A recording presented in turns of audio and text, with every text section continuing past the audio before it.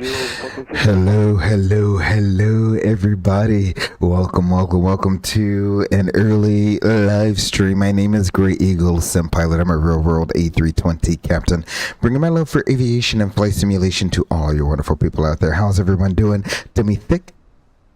Welcome to the Eagles, and it's glad to have you with us this afternoon. We're going to be flying the Air Jamaica A340. Yes, we have the EIS-1 displays, the old CRT displays, from Montego Bay, Jamaica, up to Miami, Florida. I think with a new sim update that they fixed the weird palm tree thing going on with the scenery up there. Hopefully. I was up there a little earlier trying to figure out if that was going to be a viable airport to fly into, because I don't have a Fort Lauderdale scenery to fly into. So we'll fly into Miami. Fort Lauderdale is our alternate. It won't look pretty if we fly into Fort Lauderdale, but it's a place for us to land. And there are definitely some people trying to get in and around this storm. If I can get my controller to work, that would be fantastic. Yeah. American 2300 Continent turn heading 160. It should be connected. It was working earlier. It's one of the game pads. 1127, fly heading 150 down to 6000. Well, let's do this, shall we? Heading 150, continue down to 6000. Say, do they still check your badge outside on the walk around? Even in the sim world? Yes, they always check your badge. Even in the sim world. Let's see.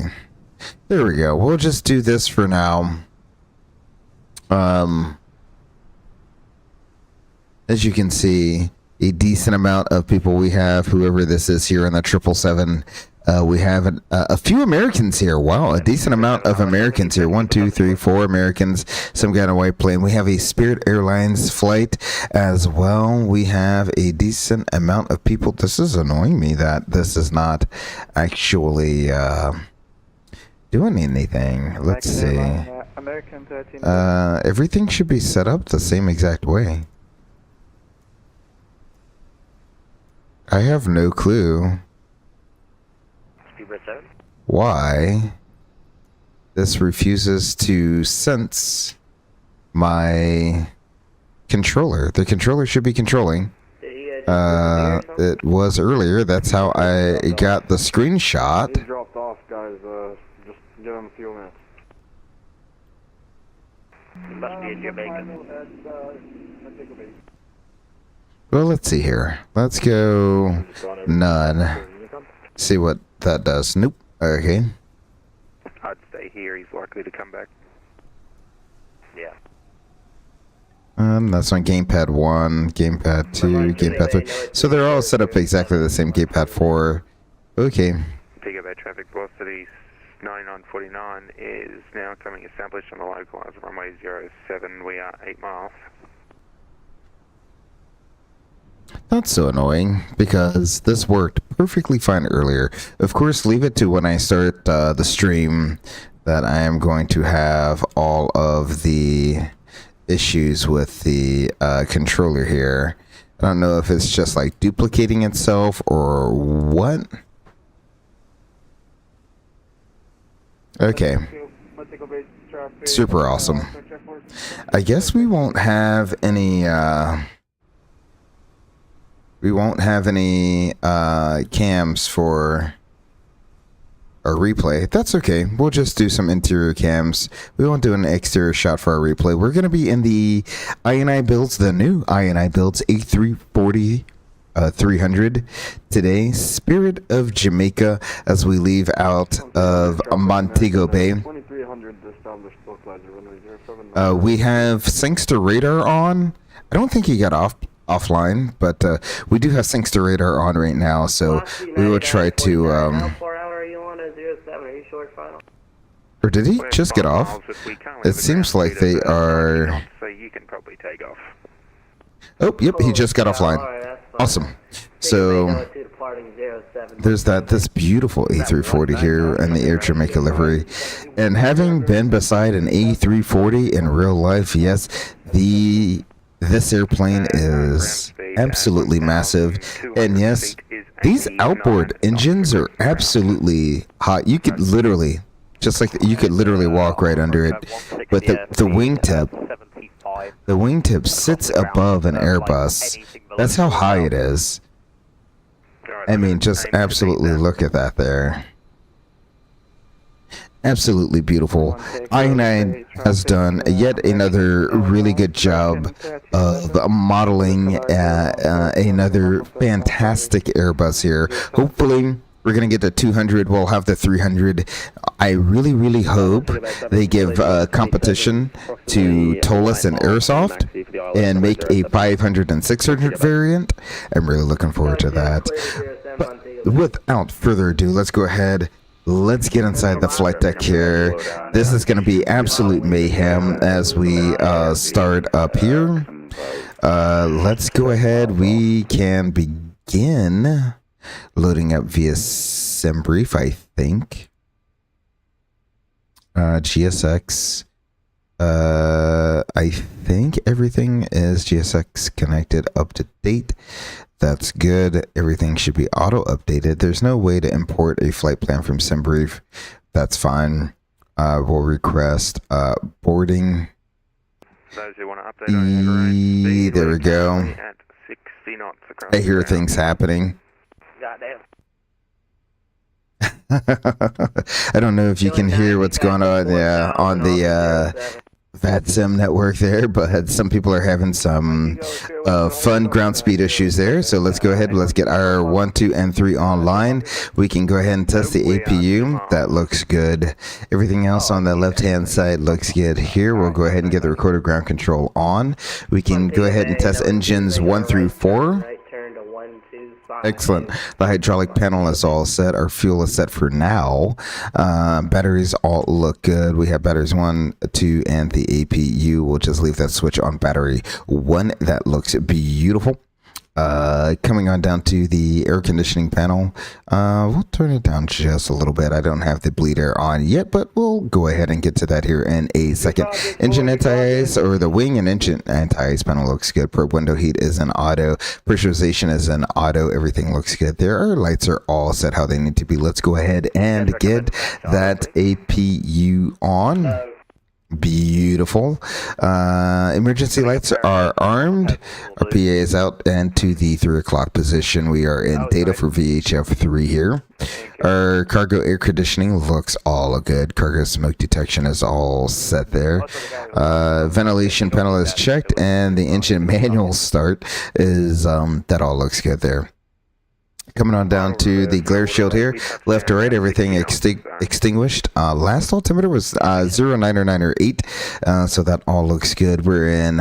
We have the flight directors on, constraints, arc to nautical mile, and the VOR ADF is off.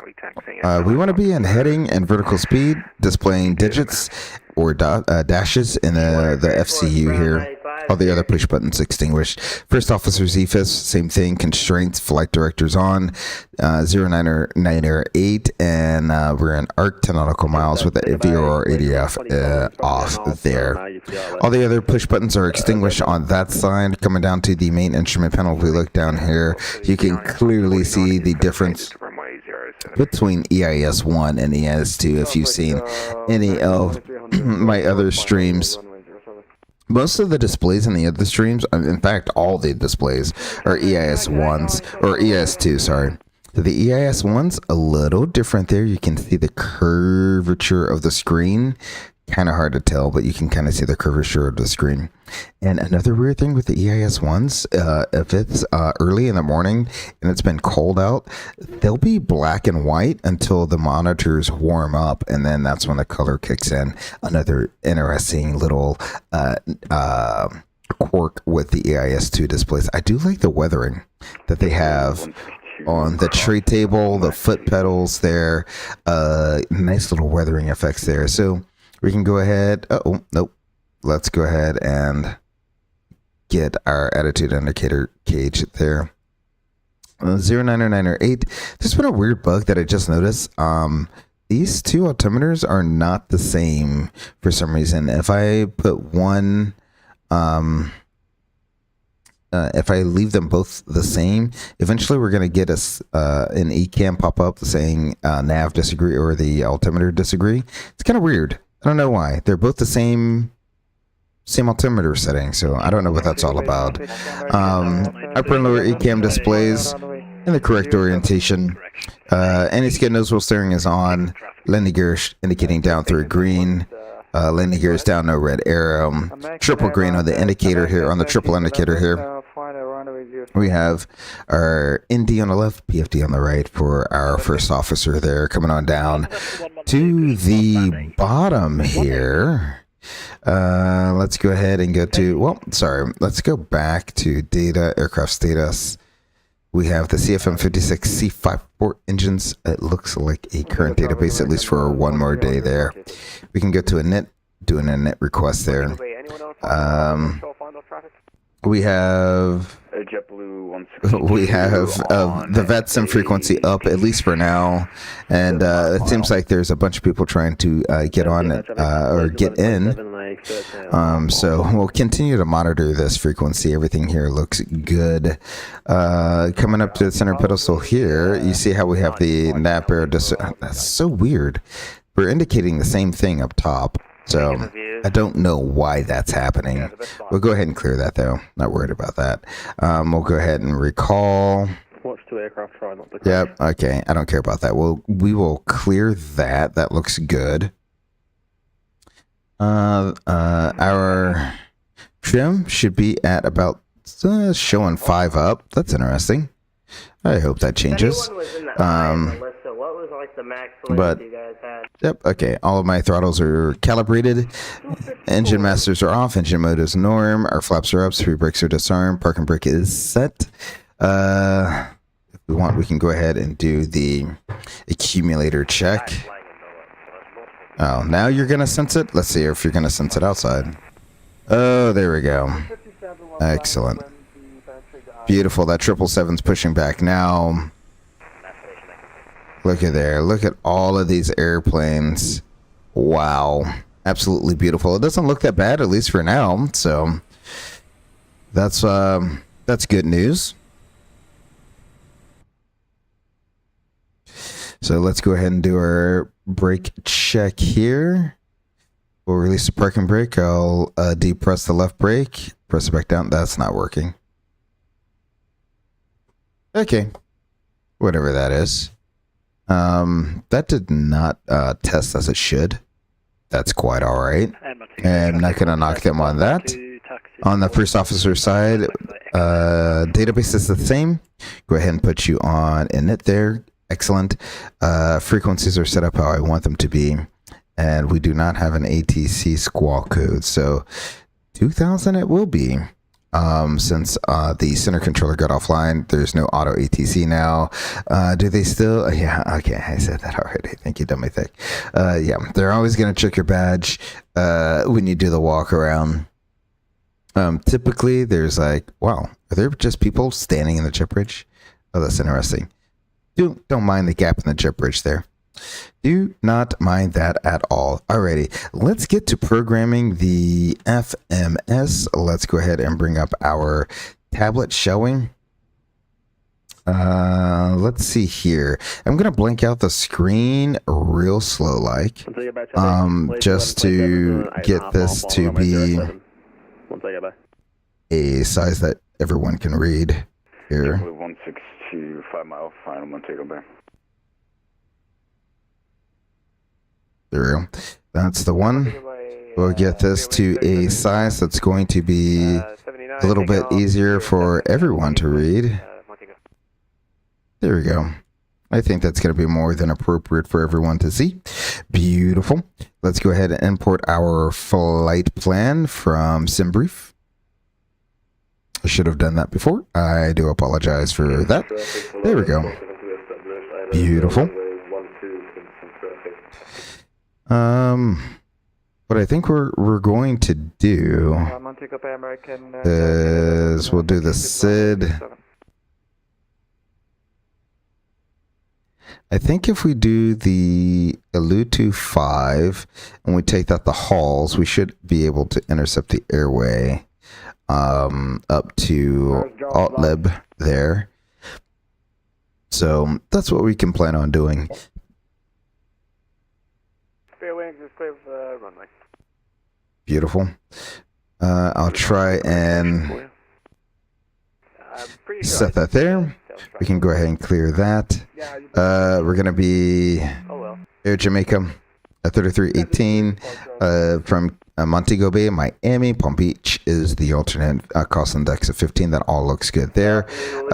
Over to the next page. Oh, that did not import. That's quite all right. We're looking at a 0 fuel weight of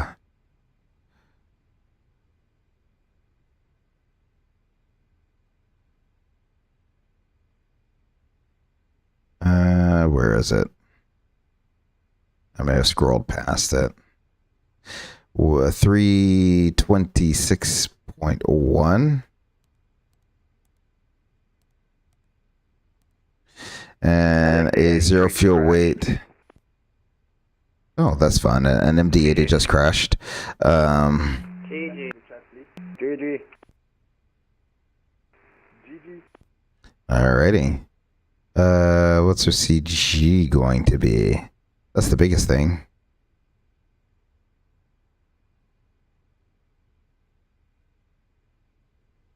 JetBlue, what's your ground speed? 28.8. I think that's what it should be. 28.8. So we'll call that 28.8. Beautiful. A block fuel. 46.0. An alternate of 6.3.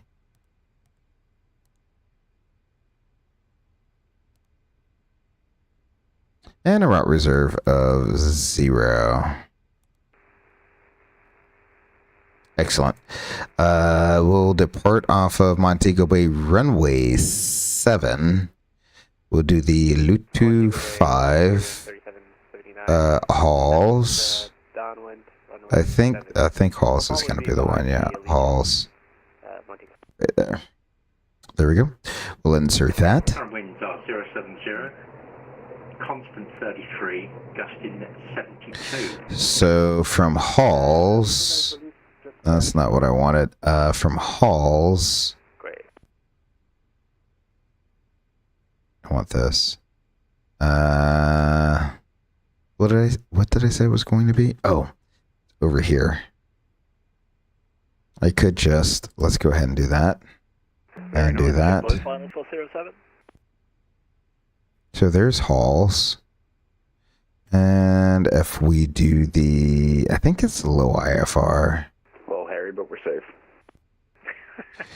Oh, good job. Nevergraph. It's not even an airway, it's just a radial.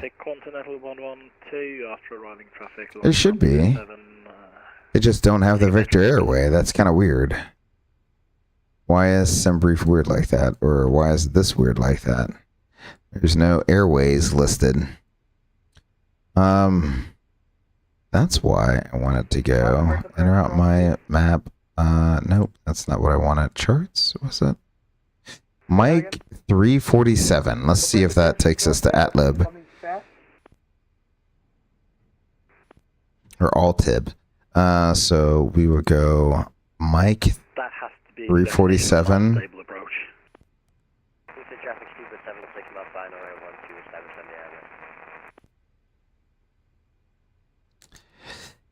Atlib. JetBlue 162 clear 07 Montego Bay. Took me about 50% power just to get off. No, does not. The limit does not exist. Okay, so that's quite all right. So we will go halls and then direct to Atlib. 50 mile 5 Boom, and then direct Zeus, or Upper Mike 779 to Zeus.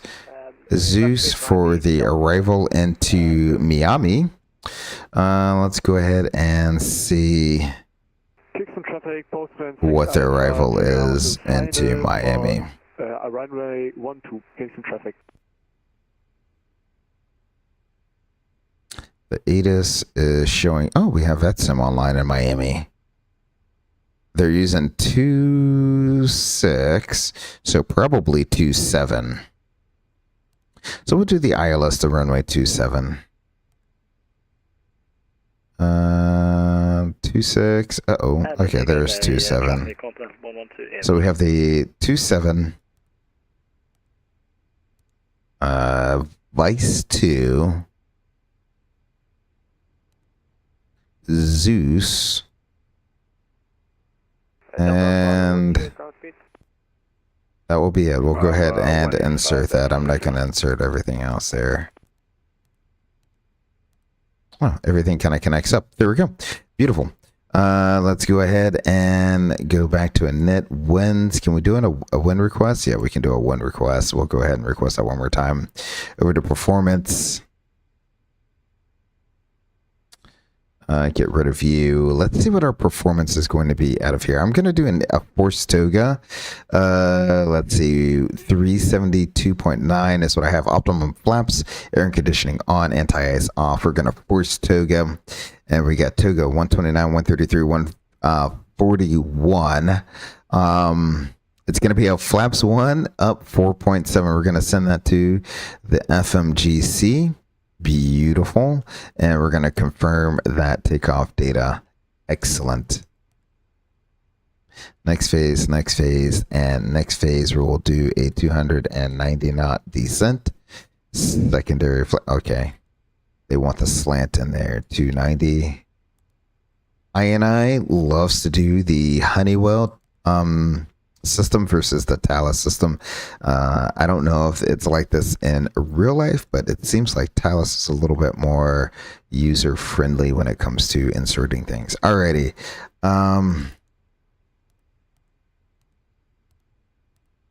Beautiful. Our flight plan. Let's go ahead and bring up our iPad again. Let's bring up the Alutu. And this time we're going to go to plan 10 nautical miles. Beautiful. And we have our, I'm trying to get everything into, do not know what just clicked there, but trying to get everything into view for you all. Beautiful.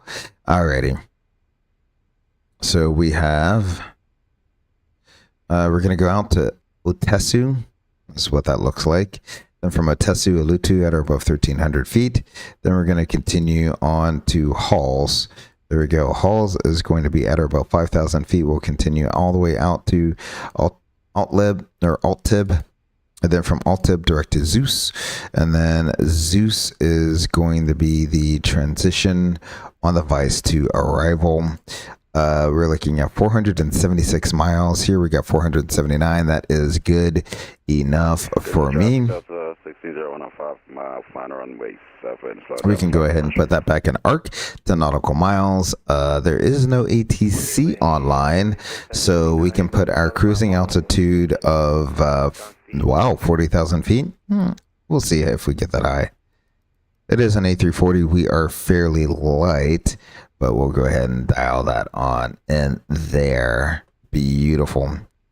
I think this was kind of keeping track of our flight here. It was showing like how many loaded. Very interesting. If I could find where it was. It was kind of showing us how many were on board. That's okay. Now's a great time to go ahead and brief our first officer. Are you ready for a briefing? Yep. Beautiful. What are your threats? Well, we have a hurricane out there. It's kind of busy with traffic in and out. So we'll just kind of wait our turn for departure. Yep, I would agree with that. We can plan on taxiing out. We'll start up all 4 engines and taxi out to runway 7. It should be a fairly straightforward taxi out here. Looking at a Alpha all the way down to the end. Flaps 1 flex, standard reject considerations. If we lose an engine, we'll continue straight ahead to about 3,000 feet, clean up the aircraft, work the ECAM, and plan a return probably to Cuba, but if we have to come back to Montego Bay, we will. Otherwise, through 400 is the top altitude. we have Unicom out here on the standby, and we're squawking 2000 at least for now. I'll go ahead and turn that on. Anything you want to add? Nope. Excellent. I don't know how far along we are in the boarding process, Montego traffic, Synergy but 1 is we'll get the externals off. APU bleed can come on.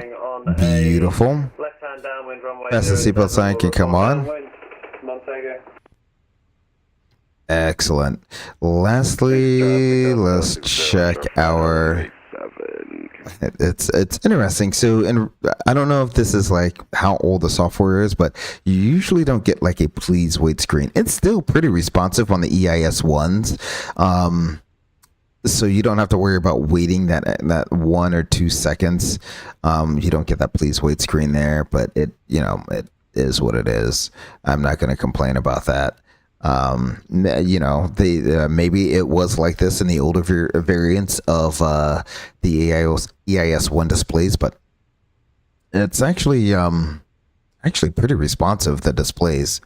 The brightness is the big thing there. Okay, let's go ahead and recycle this because we want nav and climb. Beautiful. So we have V1, Magenta V2, Climb and Nav, Blue Flight Directors 1 and 2.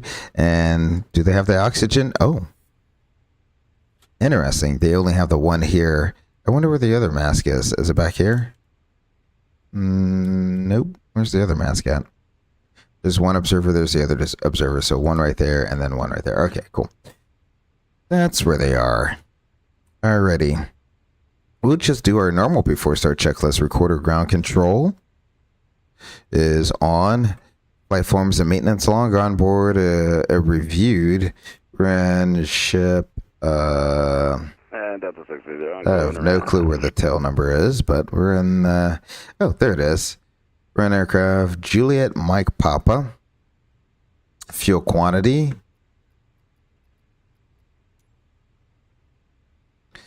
46.0 required. Well, we don't have the fuel on board. Okay. How about this? GSX is clearly not importing. Auto import SimBrief on.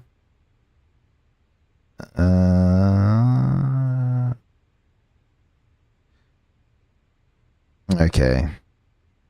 I might take integration off. There we go. Because clearly we're going to reload the SimBrief. Can't read the aircraft type. That's just silly. Alrighty. Montego, fueling 3779, 4 mile final. Here. Here's what we will do. Payload and fueling. Import all from SimBrief. Can't read the aircraft type again. This is annoying. Did they not? SimBrief, do I need to? We'll do an. No.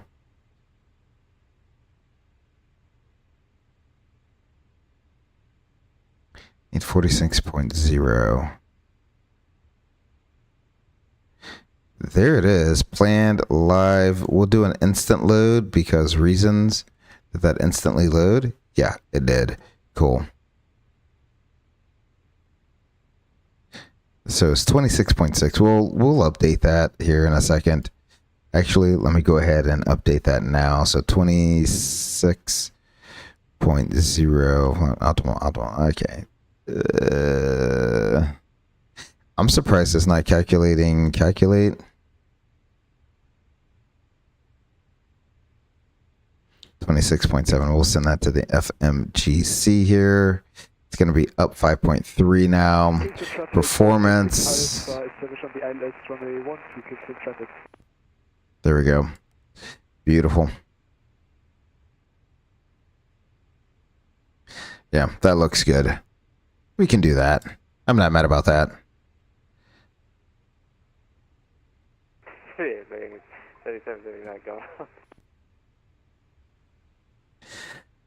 Alrighty, so our fuel quantity 46.0 required 46.0 on board takeoff. Performance 129, 133, 141 with a flex of, oh, it's going to be Togo. There we go.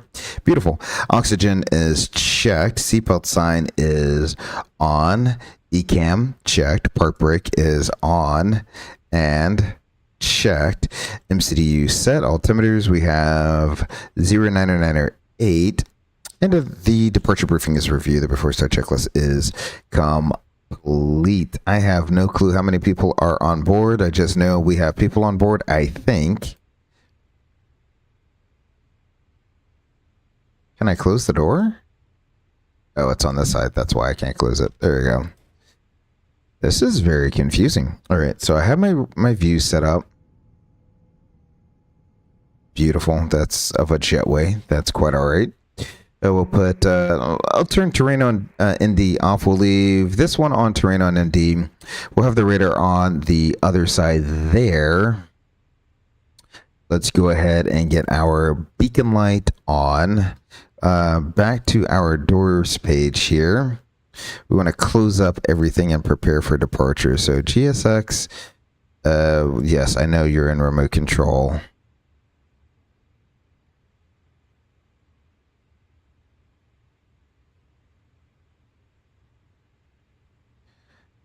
Prepare for pushback and departure.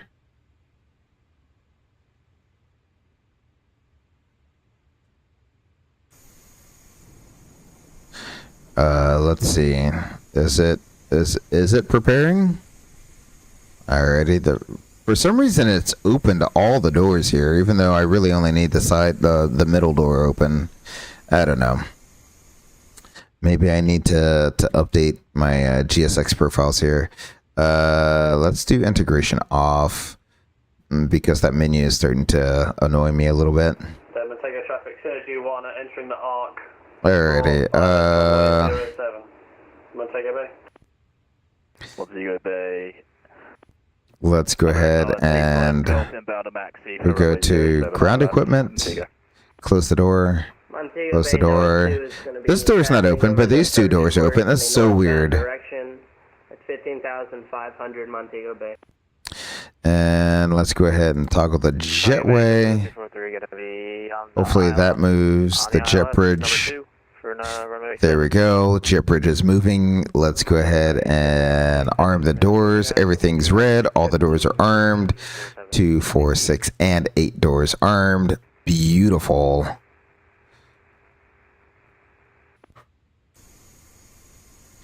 We are ready for departure. It seems like no one is coming in, so we will go ahead and begin our pushback, shall we? Let's get this party on the road. It actually does not look that bad here compared to what it could be or what it should be right about now. If I go ahead and bring this up real quick, should be able to see it looks like that cell is just to the south of us, is bringing a pretty good crosswind, quartering headwind there. Looks like 66 knots right over Montego Bay. 66 knots right there. So a nice wind. A few people have gone around, a few people have crashed. So that's what that is there. We'll go ahead and get rid of that. And we'll continue on out if we can. Beautiful. Let's see. Are we gonna push back? Number 2 is passing with approach course northbound, descending through 15.5 for 10,000 Montego Bay. Are you going to push us back? No. Don't interrupt the pushback. I just want you. Who's that? It's gonna be nose right. Okay, GSX. Nose is lifting up. I can see the nose lifting up, so that's perfectly fine. It's gonna be a nose right pushback. And we'll have to stay up front for the engine start because I only have, we'll do 4, 1, 2, 3, but I don't have 4 engine start levers, so that is what it's going to be.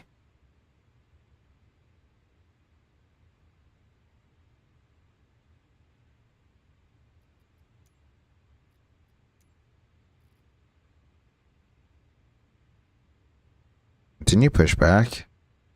Nose right. Beautiful. We are all set there. Let's go ahead and release our brakes and get underway here, shall we?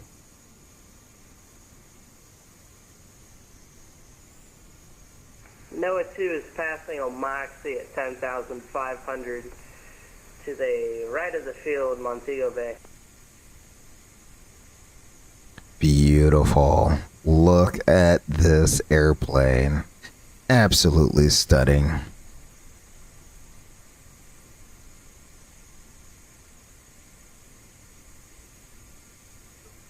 Montego, Fear Wings, we are number 2 in approach. We have the JetBlue in sight. We are 6.9 knots from our final. 7 Montego.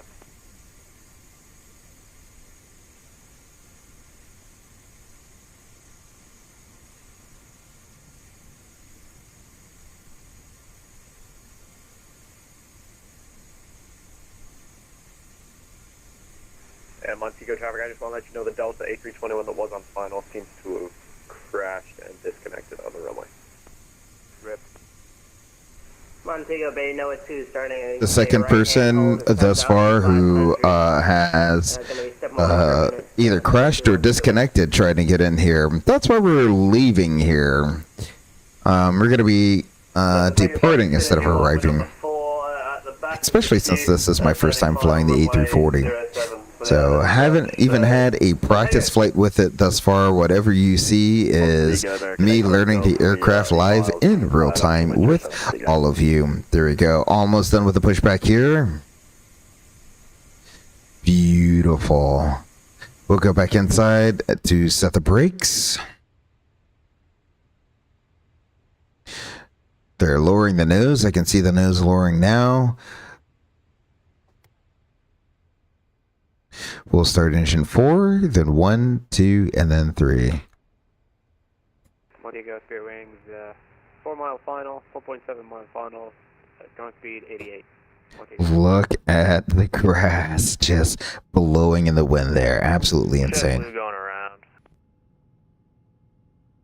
JetBlue's on the go. Smart move, my friend. Had it and then lost it. What happened?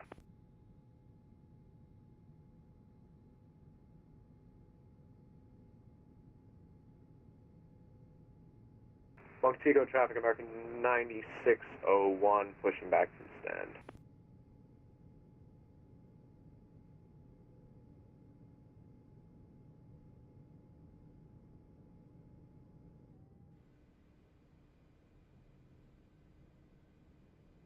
The gray box is still there. That's the other great thing with this. They have the brackets around the engine. Let's go ahead and start engine 1, shall we?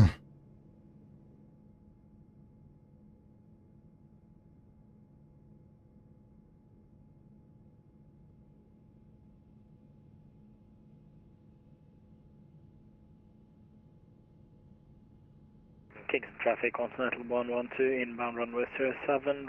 Look at the aircraft. You can see the aircraft rocking left and right. That's how windy it is outside. Montego traffic, Synergy 1, established ILS runway 079 miles, Montego Bay.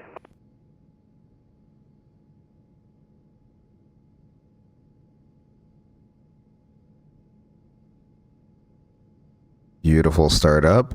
The sounds, I and I has never been a sounds people. It still sounds very basic to me. That's quite all right. The box has gone away. Start engine 2.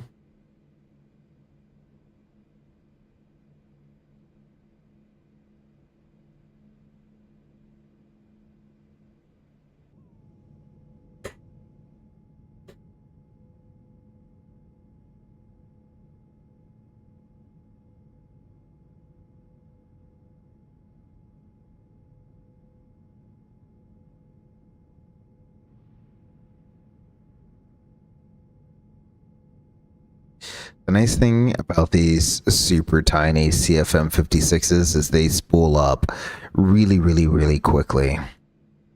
So we really don't have to worry about, taking, 10 minutes to start the engines.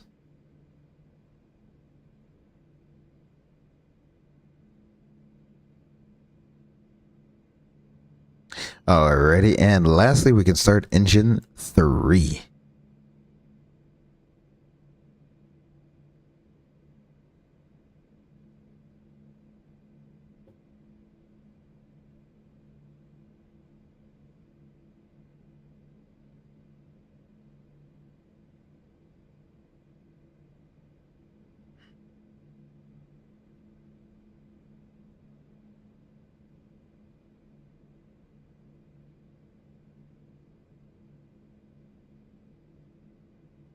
Montego traffic, Synergy 1 ILS 075 miles, Montego.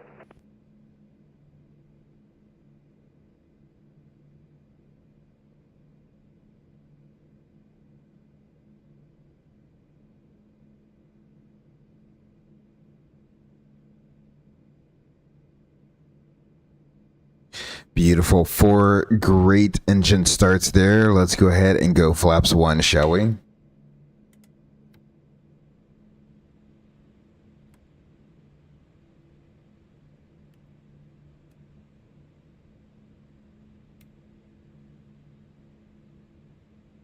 There's no extension on this. It's just on or off. I do like that.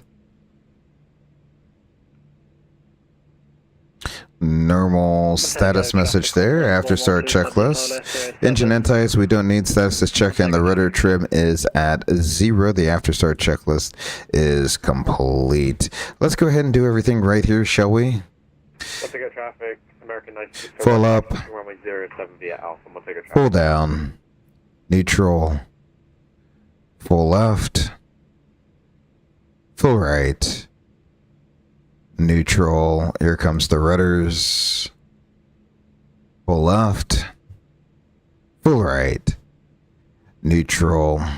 Pitch trim is at 4.9 units up. That looks good. They're at least good enough. We should be at 5.3.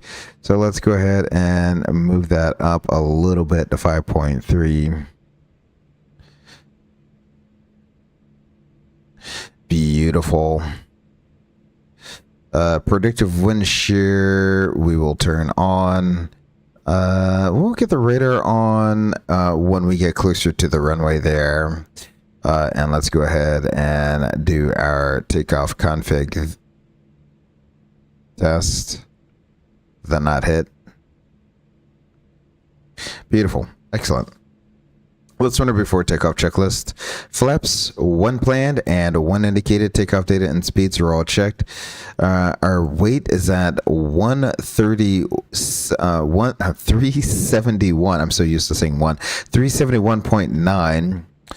We were planning on 372.9, so we're well below that. Stab trim. 28.7%. We're looking at 26.7%. Flight controls are checked. ECAM memo. Takeoff no blue. Before takeoff checklist is to the line. I'll put this on performance. This on the runway here, or on the flight plan there.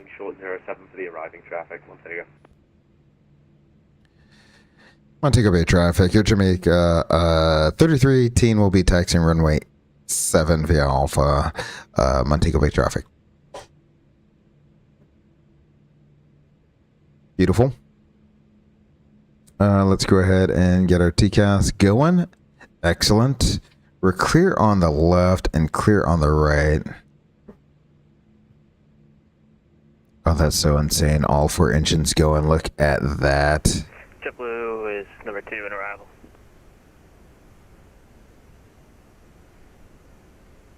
You have 1 person holding short of the runway there. 1 person coming in. I don't know who that person is. Do they want us to hold short for them?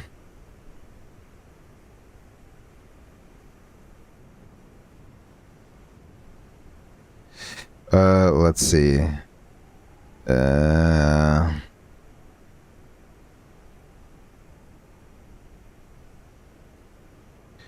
Do we have... Number 2 is still in that right-hand turn, climbing to flight level 2. No, no one's on. Montego Bay. This person came from Cancun. I don't know the call sign. Sierra Yankee Golf 1, 737. Don't know what that call sign is. We can give way to them. That's fine.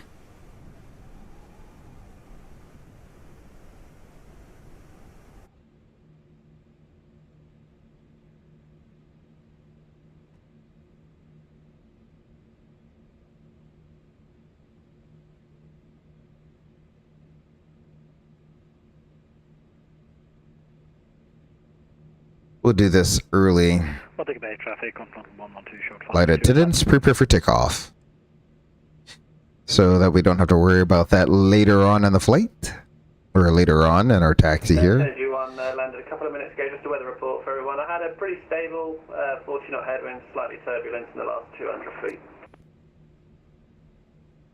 Seems like the first 200 feet is going to be a little bumpy here. 20 miles not. So we could do the oversteer here. Let's go ahead and do a little practice oversteer turn here on our A340. Slow it down just a little bit. Nose over the line, and then we can crank it.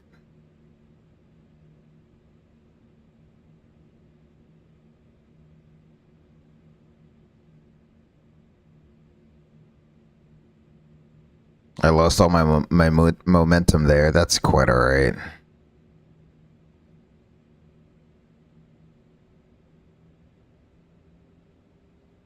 As soon as you want, we're taking stand 5.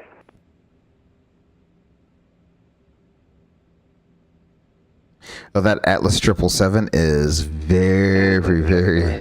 It's hanging out over the taxiway there. That is quite all right, though. And traffic, Continental 112 vacated 07 on Bravo, taxi Alpha to stand. Beautiful. I lost a little momentum there. I should probably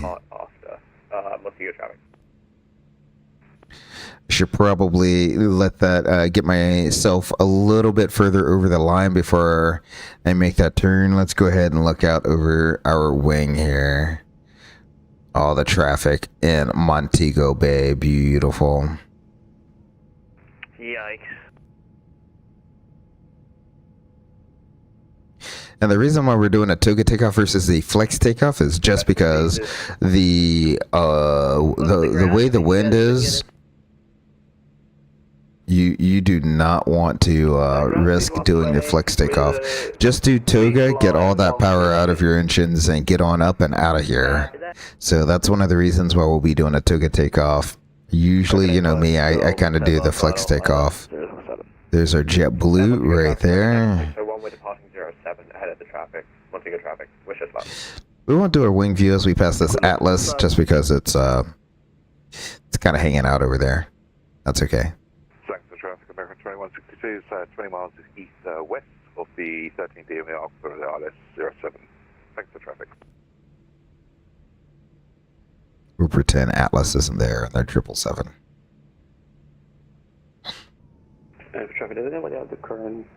Little cruise ship there. I would hate to be on that cruise ship right now. I'm sure the waters are absolutely crazy. 998. Roger.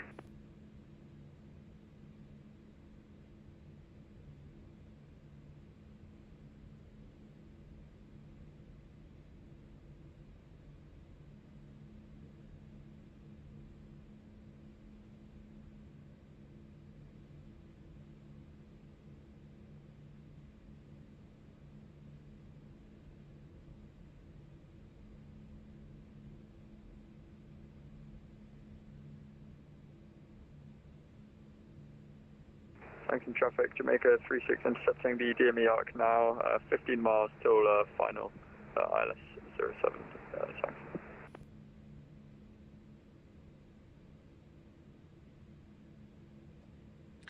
Alrighty, the brakes are set. Let's go ahead and go below the line.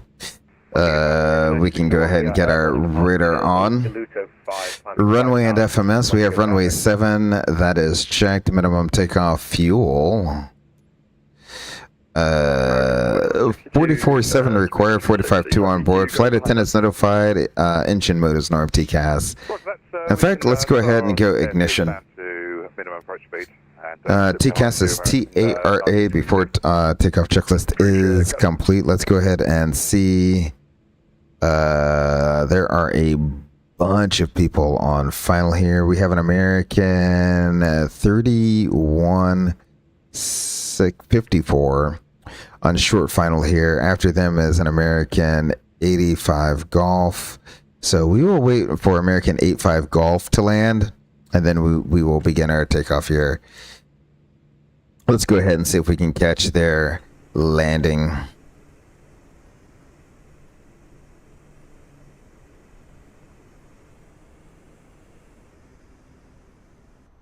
Oh, come on, save it. There you go. Beautiful. Little Rocky. Little Rocky. You got it. Hold on to it. Hold on to it. Hold on to it. Beautiful. Keep it coming down. Don't worry about the greaser. Don't worry about the greaser. Oh, a little balloon. A little balloon. Just get it on the mains. Beautiful. There you go. It's in the touchdown zone on the mains. Look how the headwind is so insane. Look how quickly he stopped. He touched down like right here, and he's already at taxi speed. That's how stiff the headwind is right now.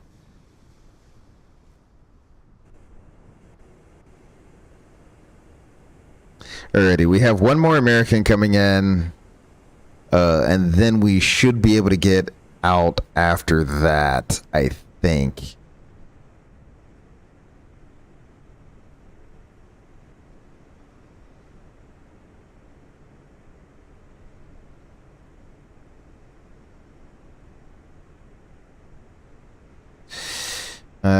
We have Jamaica coming in from Miami. We have a Jamaica coming in from Miami. Looks like he left plenty of room for us to get out after that. So we will watch this last American come in, and then we will take off after this American A5 Golf. And American 2162, send in all track modes, separation on traffic.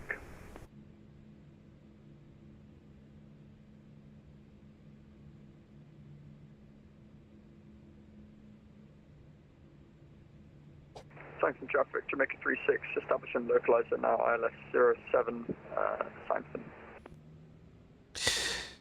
Sanctum traffic, Jamaica 3318 will be lining up behind American 36 Golf, I think it is. They're just landed on runway 07, Sanctum traffic, or Montego Bay traffic.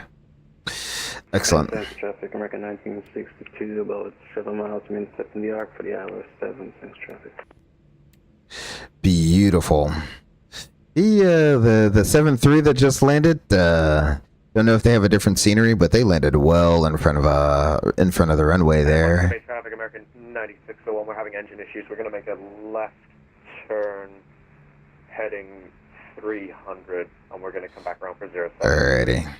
Let's see. Can I do the oversteer again? Beautiful. Nose over the edge of the runway.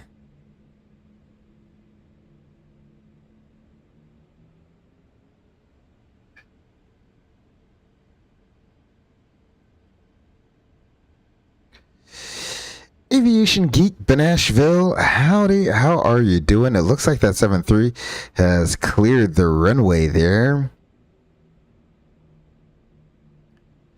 And Sanctum traffic, American 1962, intercepting the arc to join the ILS for 7, Sanctum traffic. Sanctum traffic, Jamaica 3318 departing runway 7 will be on a Loot 2 departure, Sanctum traffic. Alrighty, everything is ready to go here. I'll get the sim volume turned up. Sorry, what's the altimeter for Montego Bay? 0998. Thank you. Traffic, Jamaica to go fast.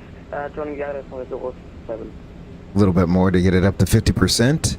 Sanctum traffic, Jamaica 367, on final ILS 07, Sanctum. Beautiful. Let's go, Toga. Montego Bay traffic, Goodyear Blimp 1 will be maneuvering to the southwest of the field. Toga, thrust is set. Not the best weather for a blip. There's no way we're already at V1. Rotate. Look at there. Oh my gosh, the headwind is absolutely stupid. Good luck, sir. Positive rate, gear up. Control input right now.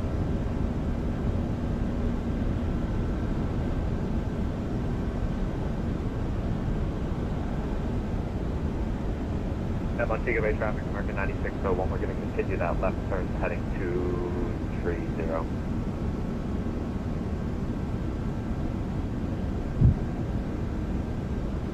And we'll be The winds are all over the place. Climb is set. Flaps up. After takeoff checklist.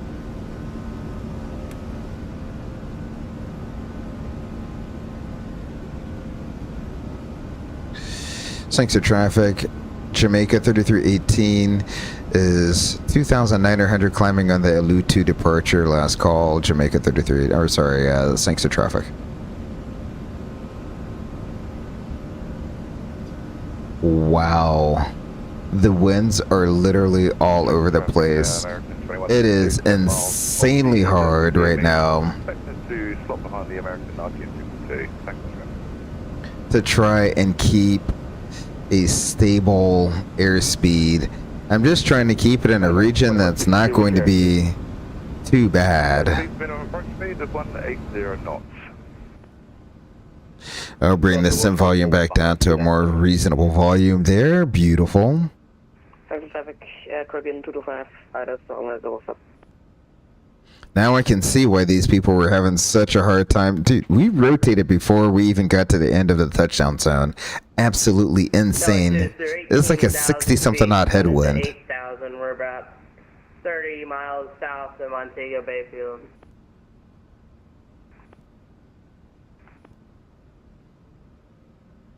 That blimp guy, if you're still on here, what are you doing? Attempting to return to the field. Aviation Geek says buttery smooth landing, professional job.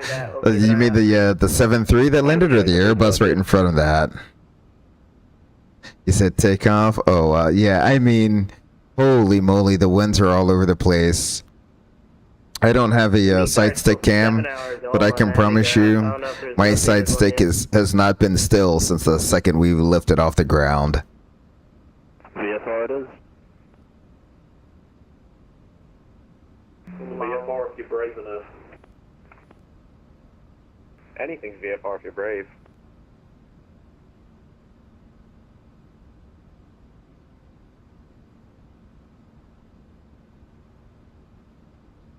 NOAA 2 is ascending to 6,000 Montego Bay, about 20 miles south of the field. Not a fun ride if you're in the back right now, but we're going to get you out, and we're going to get you to beautiful Miami here in just over 1 hour. About another hour and 10 minutes of flying.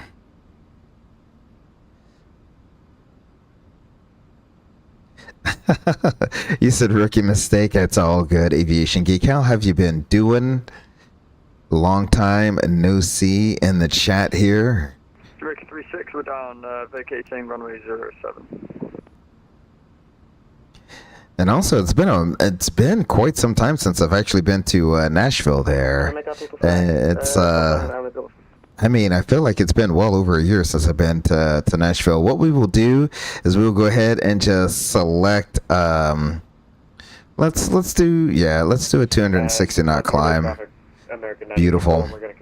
We get the autopilot on. We can get that light off, this light off, and this light off as well.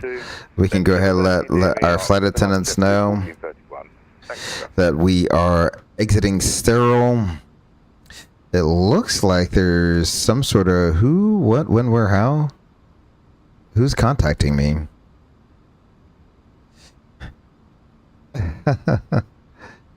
We have on upon 183 says run and don't look behind you. Who is on upon 183? I have no clue who that is. They just sent me a PM. I have no clue who they are. They're not showing up on flight radar the VetSim radar. So I have no clue who that is. On upon 183. Oh my gosh. Run and don't look behind you. Yep. I can. I'm 100%. So it looks like on VetSim radar you have Navy 1, you have NOAA 2, and NOAA 4. They're all look like they're getting ready to penetrate the eye of the hurricane there. So that should be absolutely fun for them flying in and around there. 5,500 about 20 I have no miles clue who this on upon east is. of the field, doing circles. Am I dual streaming? No, I am not. I do not have a dual stream set up. In fact, I have absolutely zero webcams. So don't plan on having any webcams for my setup anytime soon, which is quite alright. I'm quite alright with that. We'll see how the channel progresses, whether that happens. But nope. Just the normal stream you're looking at right now I'll give it 10 minutes. is all good. That's insane.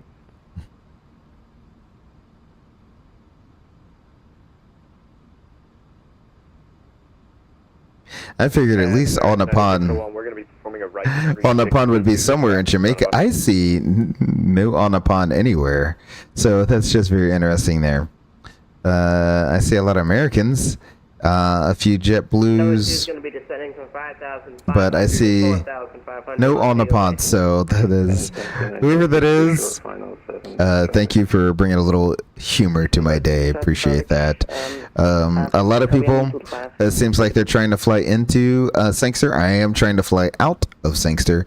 I am not trying to be in that mess. We saw 2 landings there. We are through transition. Let's go ahead and go standard. Like we're in the eye. You said what? Get you all the way up to 2992. Oh my goodness gracious. The weather glitch, it looks like we're in the eye almost. Negative. Goodyear Yeah, blimp well, 1 is breaking news that Melissa has just made landfall on Jamaica as of 1703 Zulu. So they're saying it just made landfall onto Jamaica. 1700Z was the landfall, the official landfall there. Let's take a look at a few cams in Jamaica right now. This is live in Jamaica. Look at how the winds are just howling there. You can definitely see that the wind is going to be definitely the biggest thing with this storm as it bears down on Jamaica. Let's pray for everyone who are there right now. Please take shelter. Please do not be that person right now walking on the balcony. Looks like that person is on their cell phone. Please just be inside, be out of the wind, be out of the rain. Be safe, be away from windows right now, because the wind can definitely be one of the most dangerous aspects of a storm, not to mention the storm surge. So if you are by the beaches, by the water, please seek higher ground as the storm surge. People think that water really is calm and beautiful to look at, but the water itself can be moving at several dozen miles an hour. It moves much faster than you think. So everyone be safe down there. But yeah, that is a live view right now from Jamaica as it is making landfall.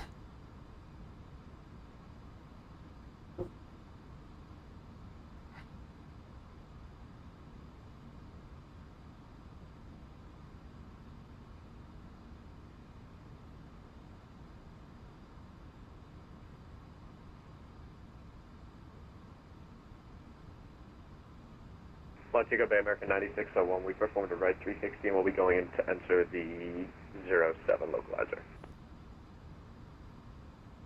We'll get some in-flight music going here for us. I'm trying to bring up another stream. It does not want to load though. We only have the one thus far, which is quite alright. But there's... Oop, nope. Go back. So one guy I really do like to watch. He kind of has like a storm chasing thing going on there.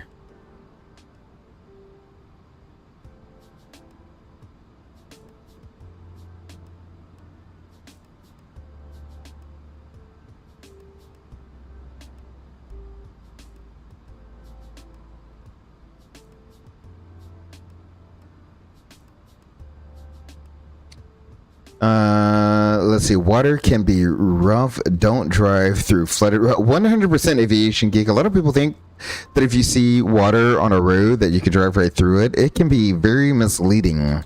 You don't know how deep that water is as well. So a lot of people try to drive right through floodwaters, and they don't realize that the water is 7-8 feet deep, and it will completely submerge your car. And then on top of that, it's moving. Even though it looks calm on the surface, it can be moving underneath, and you can't see that. So it will literally pick up your car and just move it along with the rest of the water that it's that's going down the street with it. So that's why they say don't drown, turn around. That's where that comes from.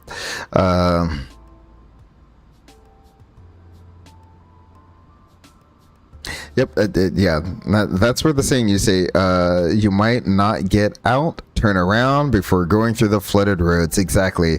The phrase they say is don't drown, turn around. That's where that comes from, because it can be very misleading. You think you can just drive right through it, and you can't.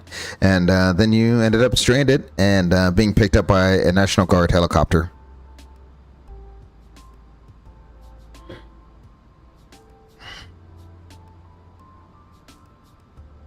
Absolutely nothing to see outside right now. We are just in a cloud. I should probably turn the engine anti-ice on. I haven't been checking the thing here. Let's go ahead and get all 4 engine anti-ices on. They're beautiful. We'll see if 400 is going to be a little bit better.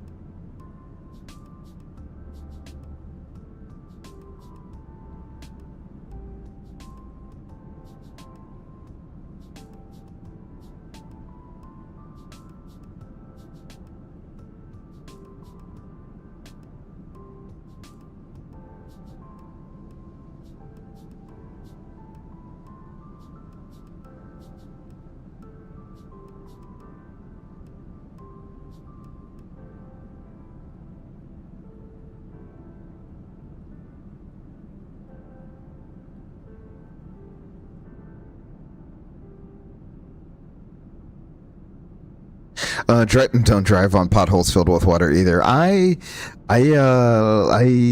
have not seen that one, but I can also understand exactly where that's coming from as well.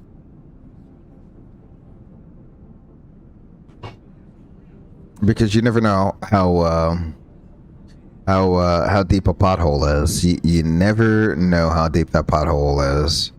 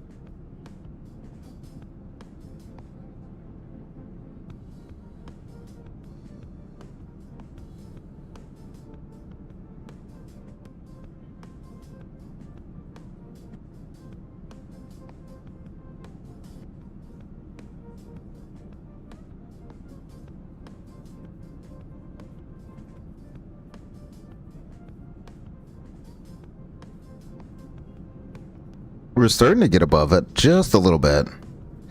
Just a little bit above it there.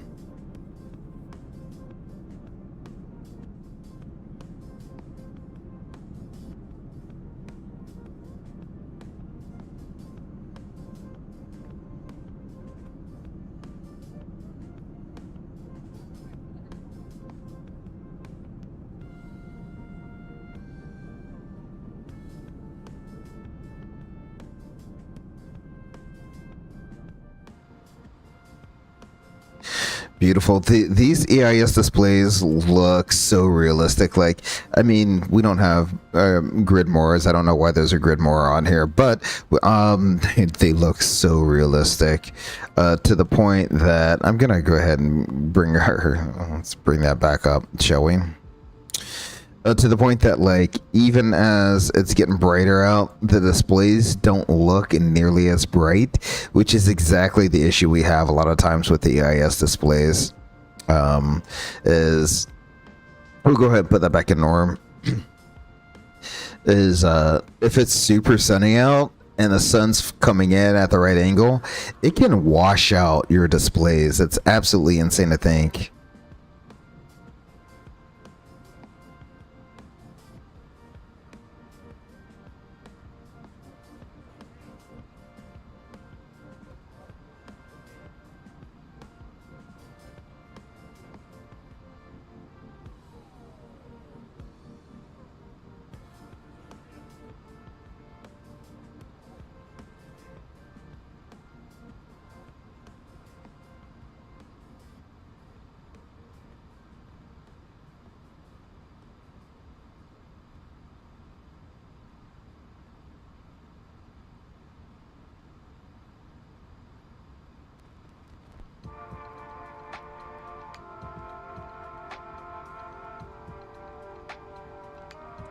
Wow, that seems a little louder than it usually is.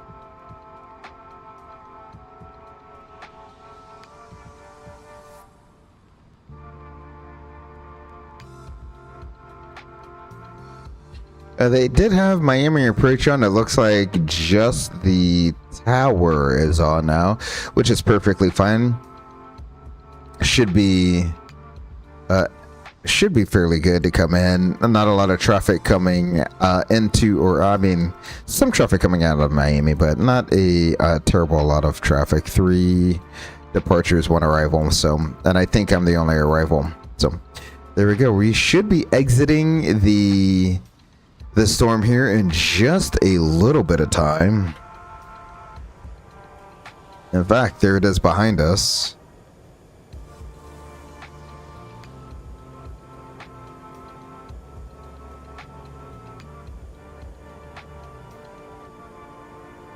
And let's take another live look at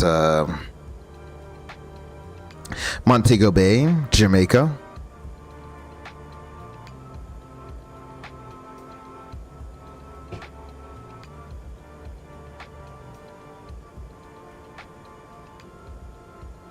As you can see, the visibility has definitely dropped there,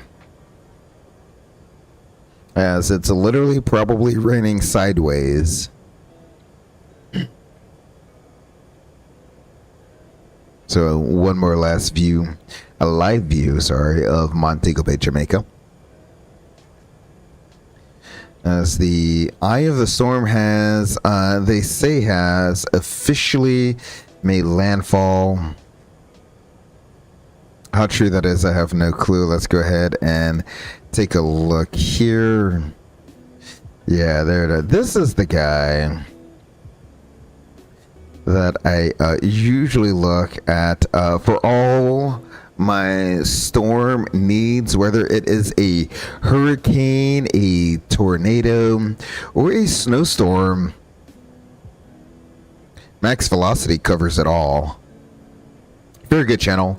If you ever want to watch someone who has all of the live views, all of the tracking technology and commentary that goes along with it, Max Velocity is definitely the channel to go to. I absolutely enjoy having him on one of my monitors as I watch some of these storms go past, and he does a great job of tracking them. Has great commentary, has a huge following. Go ahead over to his channel, give him a like, give him a subscribe, and go ahead and throw him up on your other monitor there if you can. That would be fantastic, because he does a really good job of tracking all of these storms. So that is Max Velocity's channel. That's who I usually go to when it comes to tracking storms in and around the north and western hemisphere.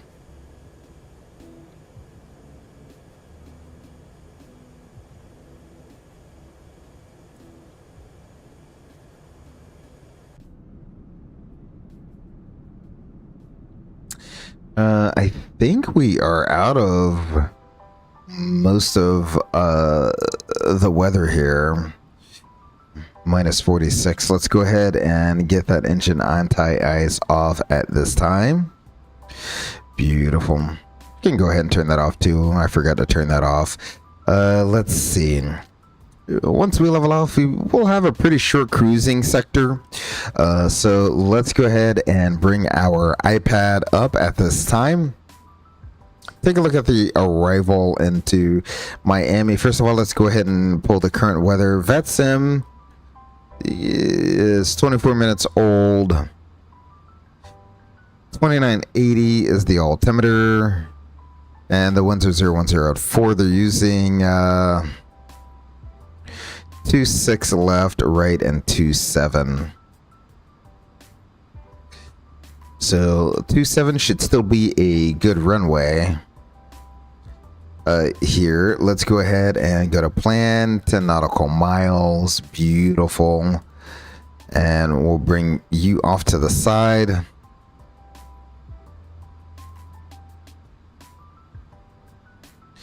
Beautiful. Bring up the Vice to arrival. We're going to be over Zeus. There's Zeus. The next one is Mulan at or above 280. Then we have Ziggy at or above flight level 210. Then Crockett at or above 15,280 knots. Beautiful. Vice at or below 16,000. And we're going to be going to runway 27. So LTOD between 10 and 9, 250 knots. Then Suits is at or above 6,000 feet. And then lastly, Shan is at or above 3,000 feet. And then we can plan on doing the ILS to runway 27. I want to approach ILS 27. Beautiful. Bring you up, hide you, and from Shan, we have Sarko. For some reason, it has us going direct to Sarko. That's quite all right. At or above 1,800 feet, and then Chaz, that are above 1,800 feet. Beautiful. From Chaz to the runway, we're looking at about 5 miles.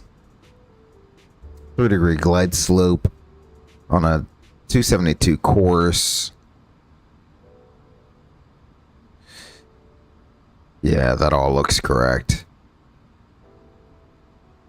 And then the miss approach, climb to 800, right hand turn to 4,000 on a 290 heading. And we will intercept the 335 off of the Dolphin to Barbara and hold. There we go, at or above 4,000. That all looks good there. So we need to go back here. It's not activated yet. I'm going to go ahead and put it in there. Let's go IMIA, set manage speed. We are now in cruise.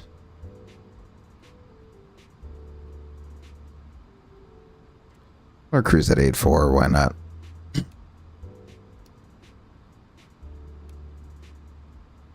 We are out of the weather, so I'm going to go ahead and put terrain on ND. We can turn off our weather display or weather radar. Beautiful.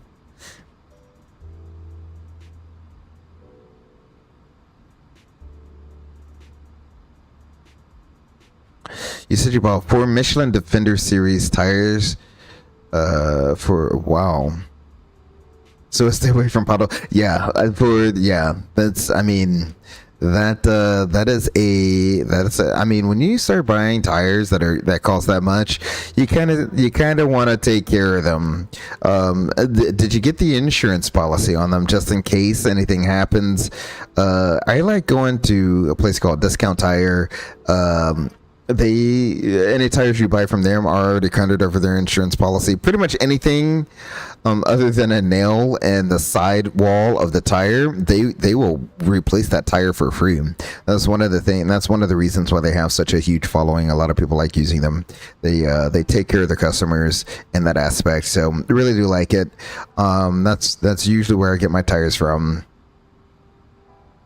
As you drink 15 pots of coffee. 15 pots of coffee, really aviation gig. 15 pots of coffee. That is a decent amount. 15 cups still seems like a lot. I hope you're doing okay there. You're not too jittery after 15 pots. Since you fly the A320, to fly the A340, you would need to cross crew qualification. Yeah, I think the A340, we can fly. Again, it would be a like you said, a cross crew qual. And that's the thing with Airbus is they definitely course 170. No, why? It's 110. Okay, 109.5. 109.5.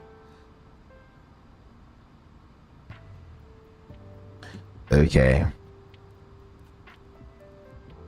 Maybe after we activate the approach. Okay.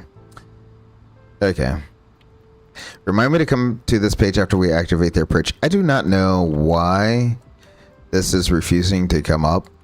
Again, could be the difference between Honeywell and Thales.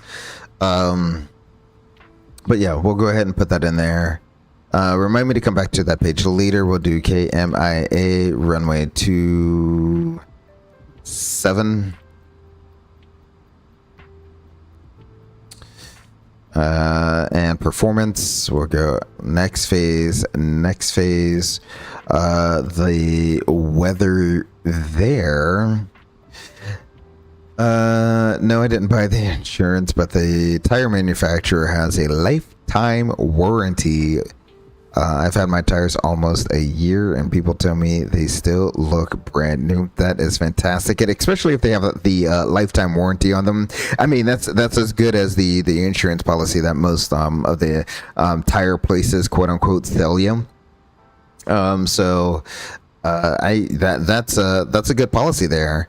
As long as you don't have pretty much a nail in the side of the tire, they usually will replace that thing for no charge. Lifetime warranty on the lifetime of the tire, that is. Yeah, which is good. A lot of tires will come with a 30 or 40,000 mile warranty on them. Once you exceed that mileage, then they're out of warranty. So that's good that it is a lifetime warranty on them. Let's see, our altimeter is going to be 2980.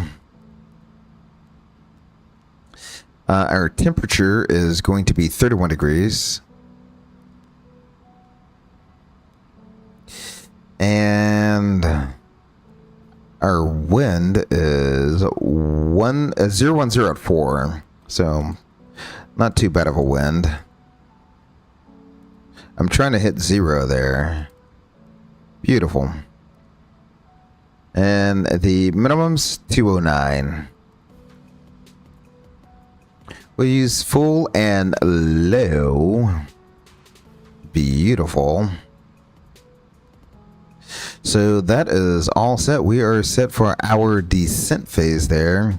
Now my tires are rated for 80,000 miles. I mean, your tires will outlast most people's cars, I'm sure. That is an insanely good mileage. I mean, most tires are warranted to. I mean, the most I've ever seen is 40,000 miles. That is the absolute highest I've ever seen in terms of mileage and warranty go. And depending on how you use your truck, you know, or your car, whatever it is, you could probably get there. Chances are you're going to be replacing those tires before then, because they'll be worn by the time you get down to the 80,000 miles. But that's good that it's rated all the way up to 80,000 miles. Beautiful. It looks like we're over Cuba at this time. There's the northern Cuban coast.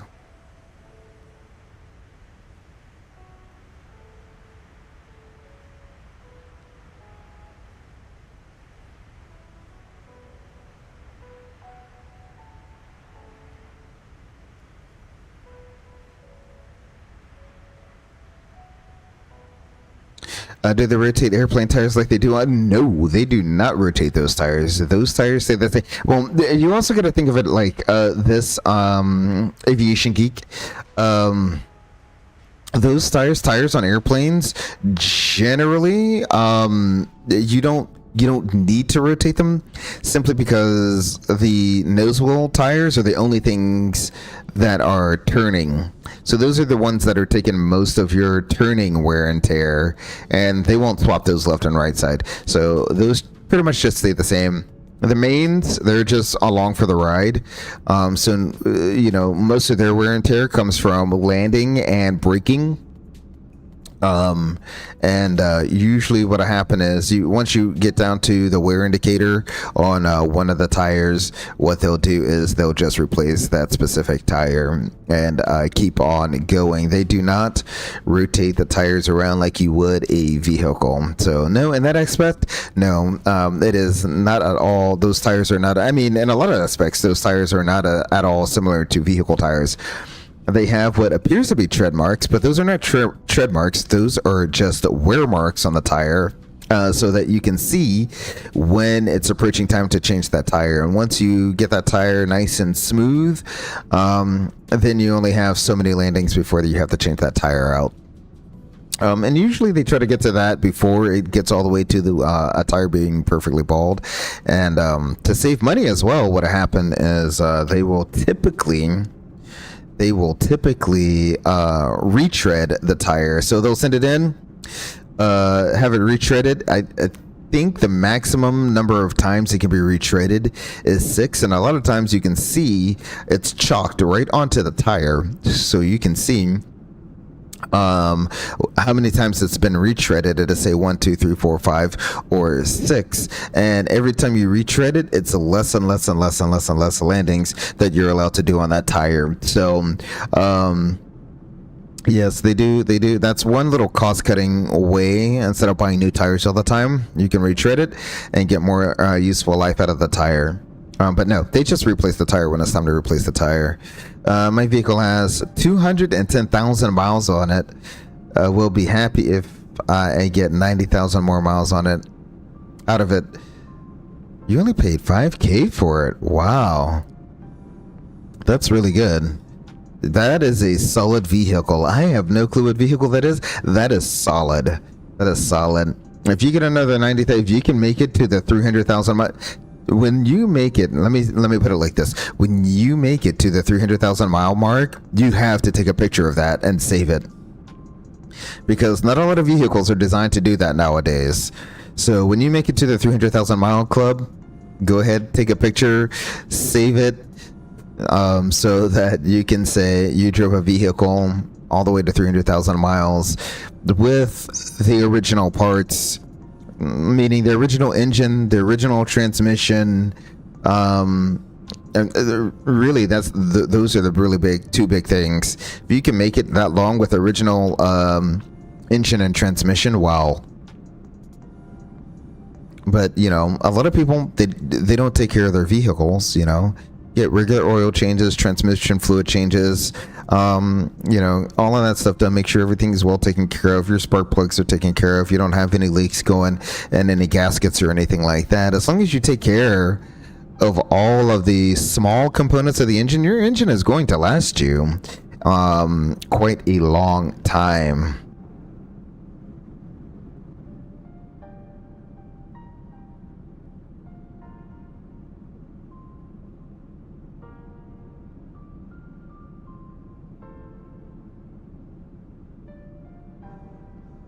All right, what I'm going to do is I'm going to step out of the flight deck real quick and to take a lavatory break. I will be right back. In the meantime, I will leave you with max velocity. Again, he somehow, I do not know how he finds all of these streams, but someone is currently just live streaming them driving around Jamaica right now. So I will put that up on the screen for you all to see, as well as leave you with this wing view until I come back from my hold on, let me turn that off real quick. Come back from the lavatory break real quick. Let me see.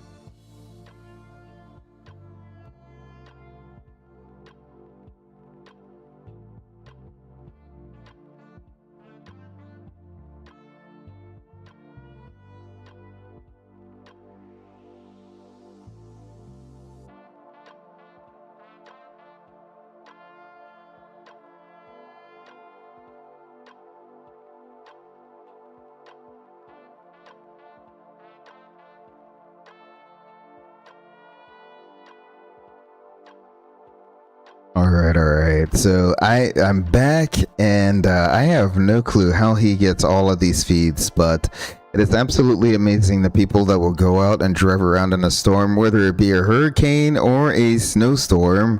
People are out there doing it for the live stream, so be safe out there doing all of that driving there in Montego Bay. It looks like Tracking Melissa says category 5 pressure 892 millibars. The pressure is dropping as that eye is now over land.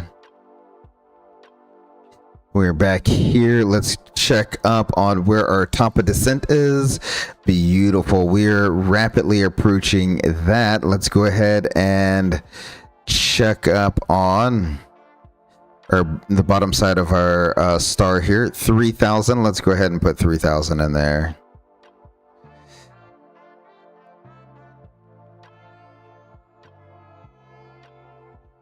$3,000 is in there. I like to do it about 20 nautical miles out. We can start our top of descent. So that should be perfectly fine there.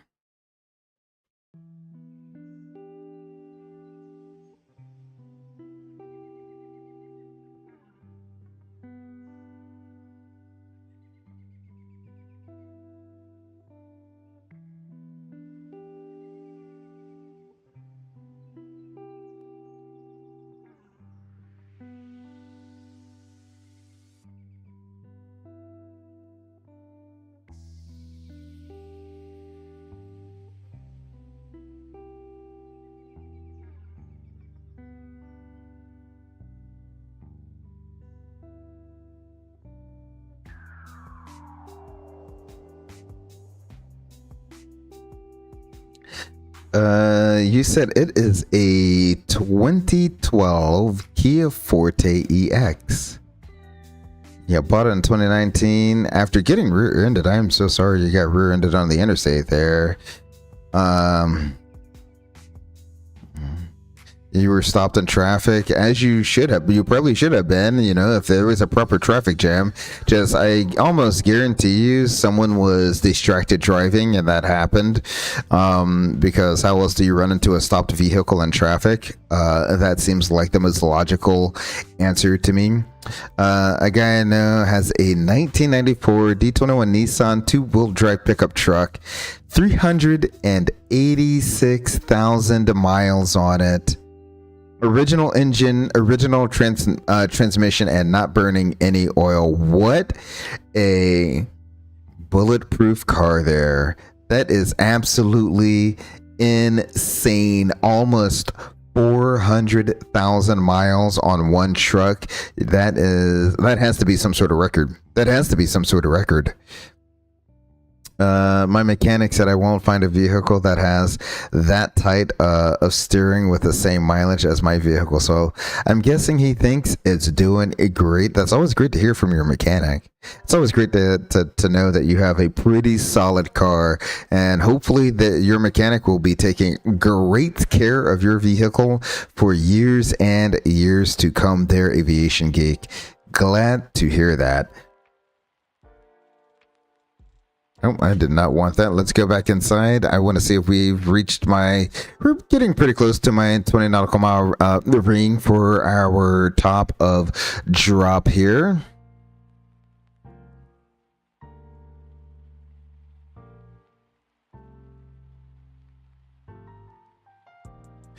So I'm going to bring that into 40 so I can see the top of descent area a little bit more closely here.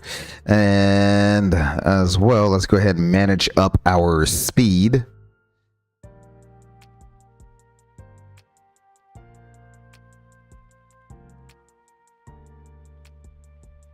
The other thing with I'm glad they modeled that.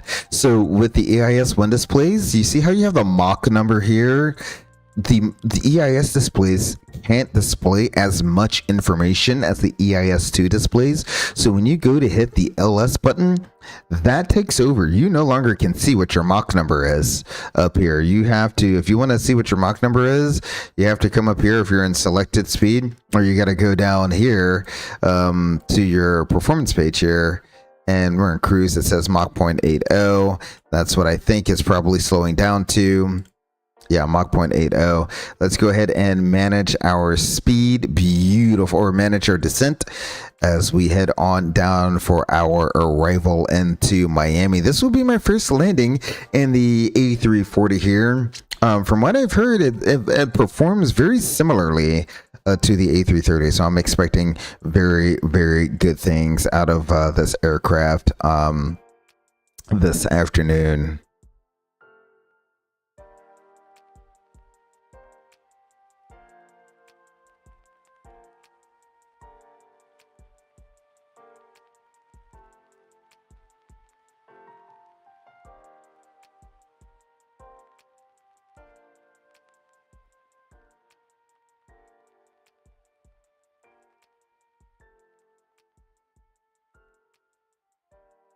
Let's take another look. This is kind of like a 4-part cam right here. Let's see. Oh, it was 4. It seems like they zoomed into just one source here. Visibility has dropped drastically. And I will say, because I am streaming midday today, I will not be turning and burning tonight. I know Tuesdays usually turn and burn, but I wanted to go ahead and crank out the stream earlier today while the storm was going to be at its peak right over Jamaica. And I said, well, it's what a better time to break out the A340 and the classic Air Jamaica livery. So there we go, the A340 Air Jamaica livery on up to Miami. Whether they flew this into Miami or not, I have no clue, but that's what we're doing today. It's an A340. It has all the capacity, and that's really where we're flying it, is because it has the seating capacity, if you will. We're pretending to do the evac flight here, so we want to make sure we can evac as many people as possible. We're not taking some tiny A321 or 737. We're trying to fill up this airplane and take it all the way up to Miami, get all of our passengers safely away from the hurricane, and then once it has safely passed, we will be able to take them back. Now, whether I'll do a return trip, I have no clue. Right now, I'm just more concerned about whether the scenery in Miami will be correct. I was there earlier today, and it seemed like the weird palm tree glitch is gone. So I am hoping that it looks a lot better than having large palm trees that are going all the way up to outer space. I have a different scenery. I don't have the what is it, Latin VFR scenery. I kind of wish I had that now, because that seems like it would be a much more reputable company. I did not know the company I had went with has they may have intellectually stolen someone else's property. I did not know that at the time that I bought the scenery. So there we go there. Alrighty, so I have an auto ATC message, or is it an auto ATC message? Yeah, it is an auto ATC message. Miami Center advises you to descend via device to arrival. Miami altimeter 2980. There we go. That's an auto ATC message. Who is ANA?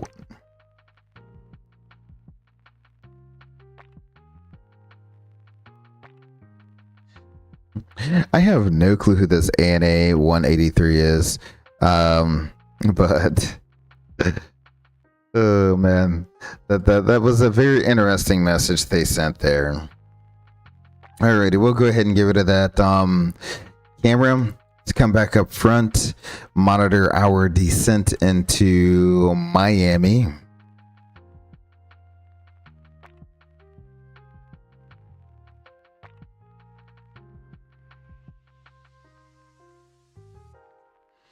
They get told the copy was eating, and on the phone he hit me. Oh my goodness gracious! He was eating and he was on the phone. Fantastic! What? I mean, it doesn't get any better than that. You know, that's a double distracted driving right there. Any noise I hear, I take it to him and let him check it out. I always rotate my tires, change the oil on time, and make sure fluids are at proper levels at all times. Maintenance is key in any vehicle there. Yeah, maintenance is always key. Whether it's your car, truck, airplane, it's always got to be properly maintained to keep it in top functioning form. A lot of and when you don't start maintaining your vehicle, that's how you start running into issues of I just realized the sound never came back from Microsoft Flight Simulator. There we go. That's when you start running into issues of your car starting to act up here and there, and then it just goes downhill from there very quickly.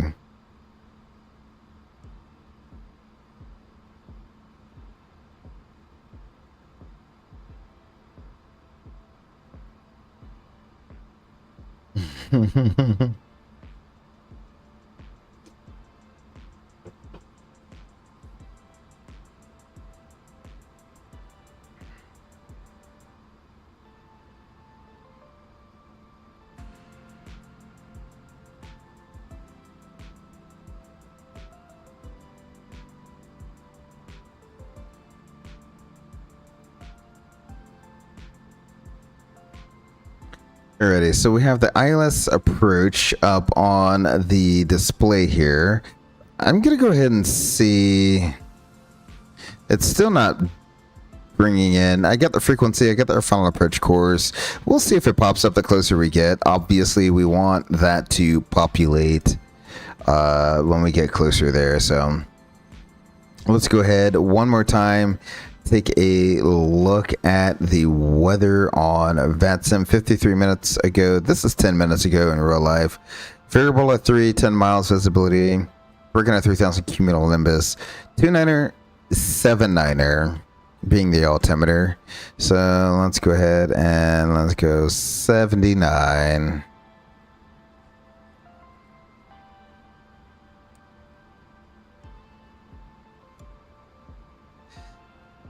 We'll set that once, set that thrice.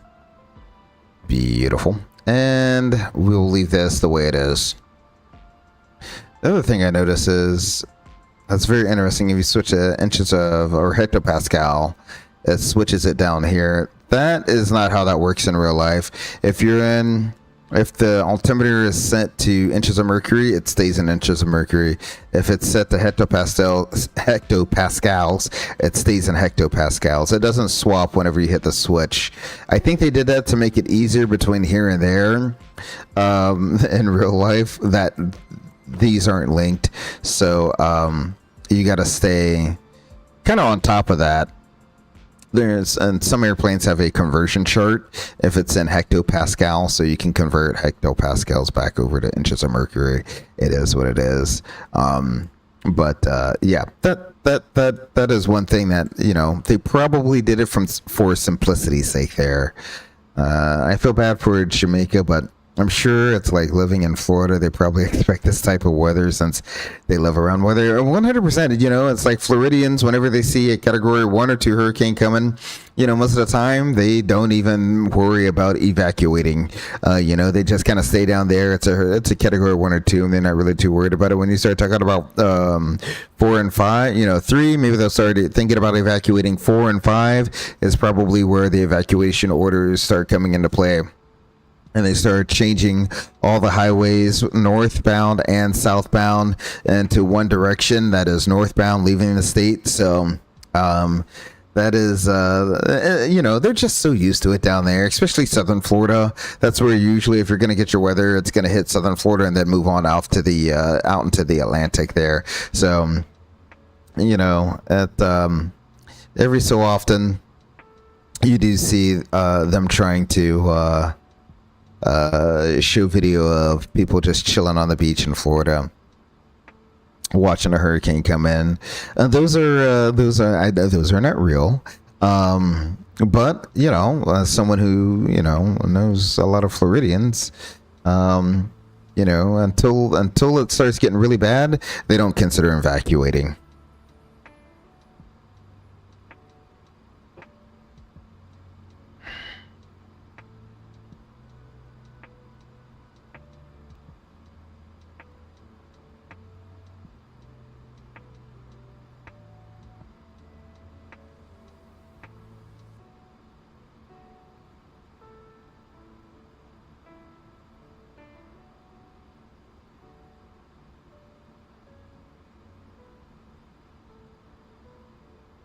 And it looks like we got out of Montego Bay just in the nick of time. If I bring this up here, you can see why I say that. It looks like the eye is just now barely south of Montego Bay. Barely south of Montego Bay, Jamaica. 150 mile an hour sustained winds. Looks like it's currently still a Category 5 hurricane. 892 millibars, moving at 9 miles an hour north-northeast at the time. So the winds are not playing around at all here. It looks like whatever that shack was there, it is gone. That whatever that structure was before is now gone. Very interesting.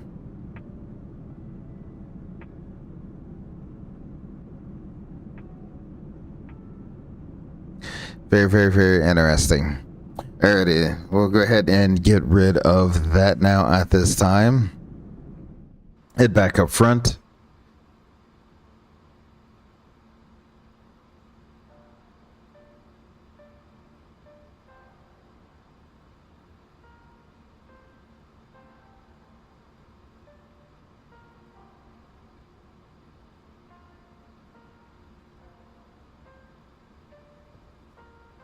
Looks like we are descending on profile.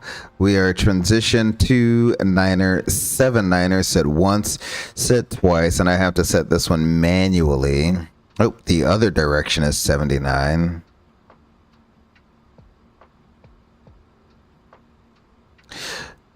Alrighty, beautiful. Let's go ahead and get that light back on. Do a descent checklist. Altimeters 29er, 79er. Auto brake is low. Prefer bridge page is move you over. Cool. Prefer bridge page set. Arrival briefing reviewed. Remainder of the Vice 2. We're doing the visual bridge backed up with the ILS to runway 27. Status is checked. Descent checklist is complete. You see what I'm talking about? I have the same altimeter setting on both sides, but I have a nav barrow ref discrepancy. I have no clue what that's all about. Let's go ahead and just get rid of that, shall we? Let's go ahead and bring that in a little bit. I can use a little bit of our speed brakes here since we're slightly high on profile.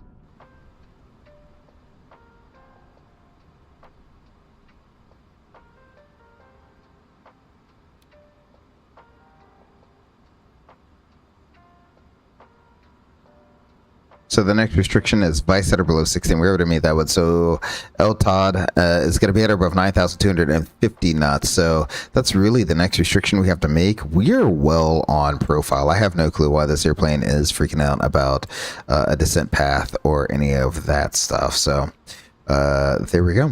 And we're looking beautiful as of right now. Let's go ahead and pause the in-flight entertainment. I forgot to go ahead and start our replay tool, so let's go ahead and get that booted and online. We're was there an update that I did not get? Oop, there we go. Beautiful. We'll go ahead and get that up and online. And once we get to 10,000 feet, we'll start the replay. That's usually where I like to get that replay started. Let's see. Do we still have... I mean, tower is still on. So 18.3. That's what we'll do.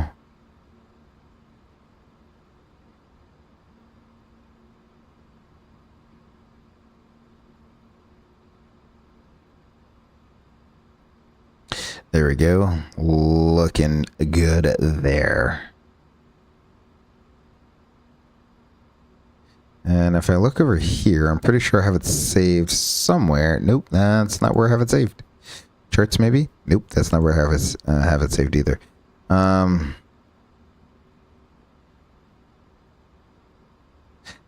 think I wanted to save where I was going to be parking at. Let's go standard. Nope, that is not what I want. Okay, so let's go World Day. That looks like what I'm used to seeing, because I think the gate is going to be G16.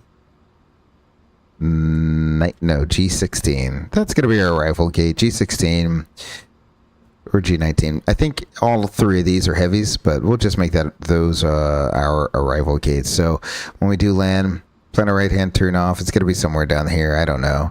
Let's try to make it before the end. So let's make it right here, whatever this taxiway is. Tango 4, then we'll probably take Sierra all the way across, and Sierra Papa Golf 16. That's what it'll be. Should be a pretty easy taxi in there. So there's 10,000 feet. We can go ahead and signal that we're back in stereo, get all of our lights back on. And let's go ahead and get our replay tool going. Nope, I don't want to load a replay. I want to start recording. There we go. Beautiful. Yes, we'll go ahead and replace that recording. I'm fine with that. Excellent. Says extend speed brake for reasons unknown.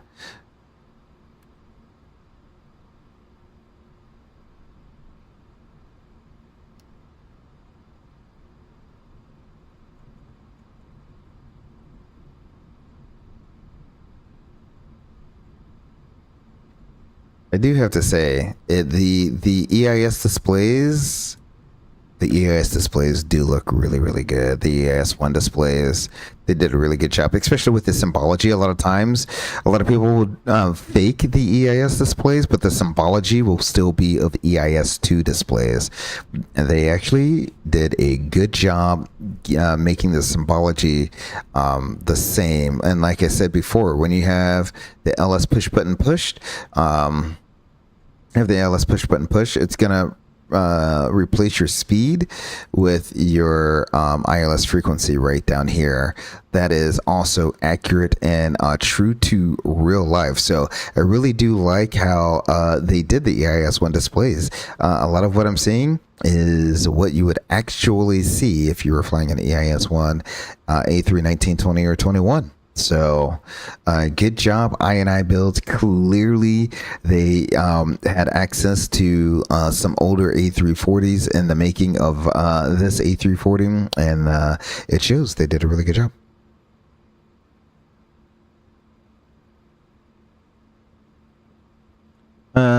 Let's see. You said, have you had any problems flying in real life due to the ATC shortage, federal shutdown? You probably can't speak on it, but just wondering. And yes, I can speak on it. I don't work for the federal government, so I don't care. No, I haven't had any sort of issues at all. In fact, when I've been to work, all of my flights have been on time, if not a little bit early. I have not had any rerouting issues, ATC delays due to staffing issues, ATC delays. I mean, I barely had any ATC delays due to, I mean, most of your delays, when you're talking about ATC delays, are going to come from, saturation in terms of like too many flights. There's just too many flights coming in.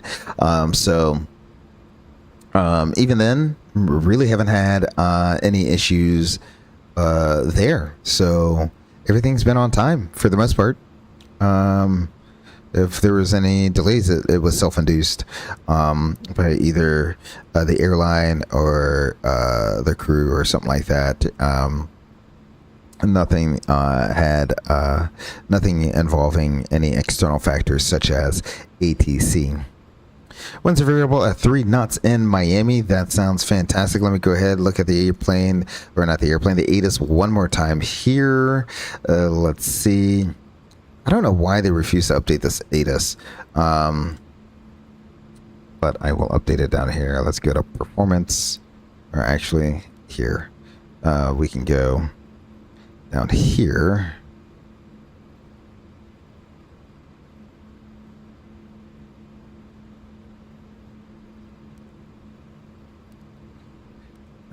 So we'll do variable 29 degrees. Okay. And the altimeter is 29er 79er. Beautiful. So we need Shannon or above 3,000 feet. Looks like we're gonna make that, and then circles that are above 1,800. So we'll continue on down to 1,800 feet is what we will do.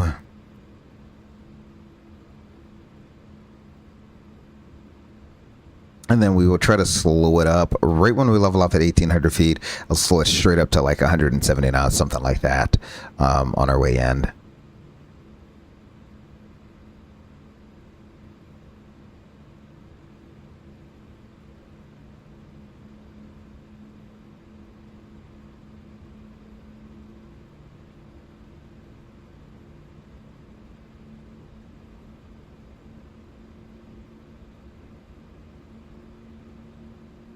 Beautiful. We'll continue an idle descent straight on down. So we'll go open descent. We'll continue down to 1,800 feet. Look at that beautiful ocean down there. Can we see Miami? Nah, can't really see Miami. out that way. That is quite alright. So it does look like whatever the sim update was definitely fixed the. There was the scenery that I had palm trees reaching up to like outer space. It was kind of stupid, which is why I had been avoiding flying into and out of Miami. It looks like they fixed that, so I am quite alright with that. I'm gonna stop. Let's see. I mean, 1:30 at 7. I can't type. I gotta stop. 1:30 at 7. Arrivals expect ILS 8. Seriously? Did they swap the airport? I'm already set up here. Oh, 8 left, 8 right. Oh my goodness gracious. Okay. Well, we're already set up for this. This is what we're gonna do. Let's see. Alrighty. It seems like people are. There's one person on downwind here. Someone did take off on 9 there. So let's go ahead and.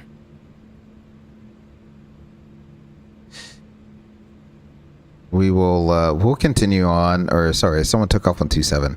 So we'll continue on 27 for now. There's not really a lot of people going into and out of Miami. There's one person that probably got the update. Nightbot, don't ban me for cat. No, I don't think I have Nightbot having you getting banned. Let's go flaps 1 speed verified. Beautiful. We'll continue slowing down there. I'll go ahead and put tower in. Get them going. I'm going to switch to the 8 right. Ground at 238, roger, hold position.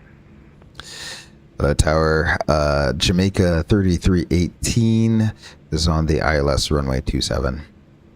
Jamaica 3318, Miami Tower, runway 27, clear to land, wind 130 at 7, traffic is 1 mile for 30. Roger, 27 cleared to land, Jamaica 3318. Alrighty, so 238, runway 8 right, you can take that left turn November 7. we'll go ahead and arm up our approach here. Loke should be capturing here really soon. There we go, Loke is captured. Okay, beautiful. on November 7, Flaps 2, speed verified. Gear down. Glide slope capture, set the missed approach altitude. East stops, departing runway 9, 8 right, and 8 left. Yeah. FMC, go ahead. Yeah, that kind of popped up at the last second there. I should have been able to say that a little bit sooner. That is my mistake. That is quite all right. I'm glad he's allowing me to land here. It's going to be 4,000 4-hour missed. Beautiful. Flaps 3, speed verified. And flaps full, speed verified before landing checklist. All altimeters, we have 29er, 79er, we're at 1240. Engine mode is in normal. Landing gear is down and 3 green. ECAM memo. Yeah, the 238, did you ever get those tax instructions? We still gotta. Do they do this in the? It's one of these. Is it all? Or forward? It's one of them. One of them does one of it. Either way. Landing, cabin blue, before landing checklist is complete. So used to the Phoenix just doing it automatically at a certain time. Beautiful. I'll turn the sim volumes up and we will talk to you on the ground. There we go. Cabin's ready, landing no blue. Autopilot's off. It's another I&I thing. You don't have to hit the disconnect button twice. Oh yeah, this feels like a heavy airplane. This feels like how I would imagine a heavy airplane to fly.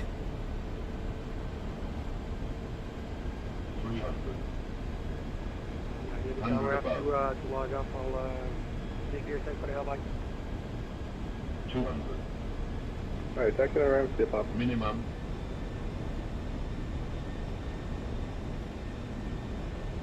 $100.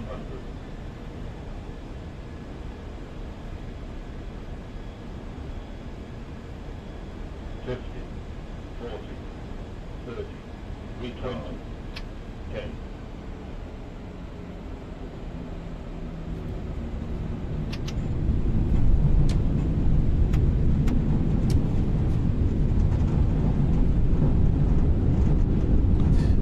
Already deployed. 80. 60. There we go. First landing in the A340. A little squirrely there, but we did it. We'll go ahead and get the auto brakes off. Manual braking. We'll make this right-hand turn off. Here, Jamaica 3318, make a right turn on Sierra 3, and where are you parking? Alrighty, Sierra 3. We'll be going to Golf 16, Jamaica 3318. Jamaica 3318, you can taxi to the ramp via Tango, cross runway 12. Alrighty, we'll taxi to the ramp via Tango, cross 12, Jamaica 3318. Thanks for the ATC. Have a fantastic day. You as well. So we'll make this first right-hand turn here on Tango.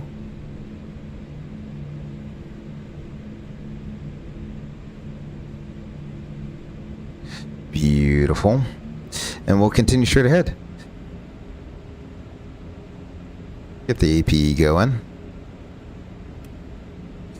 Lights can come off. And our flaps can come up.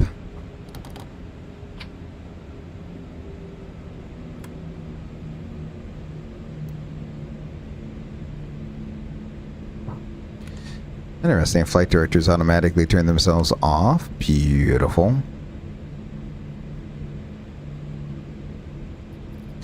Bring up our taxi diagram one more time.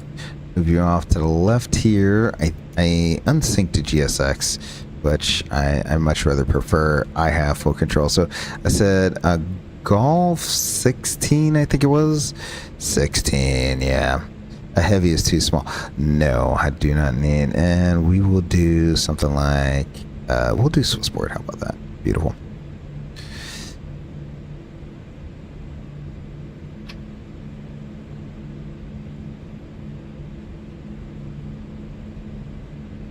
APU is not turning on. I may have hit the button a little too quick there. Let's go ahead and get the sim volume turned back down to a more appropriate volume. Beautiful.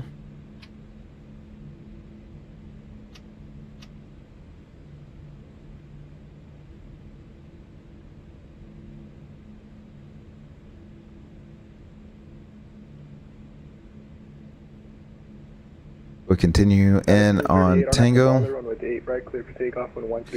Yeah, I have a British Airways there. Oh, there's the trees I'm talking about right there. See, so it isn't fixed, but it's better than what it used to be. How about that? Alrighty, we're cleared to cross.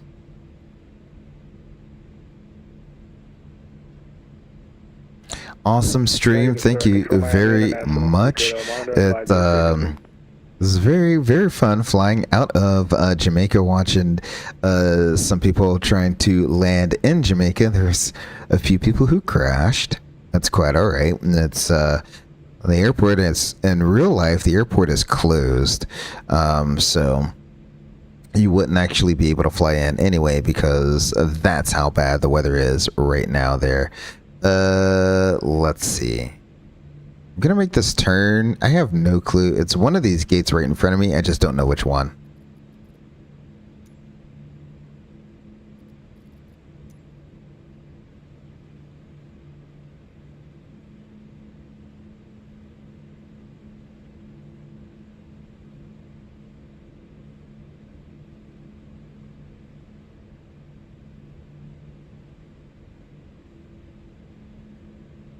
Golf 16, so I do need to make this right-hand turn.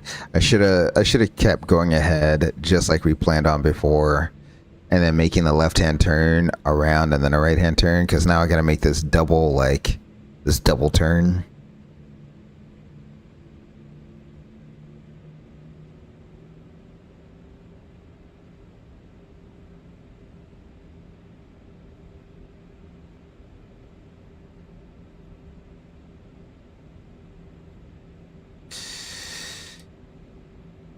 Alright. Do I see a person? I do not see a person. We are here, though.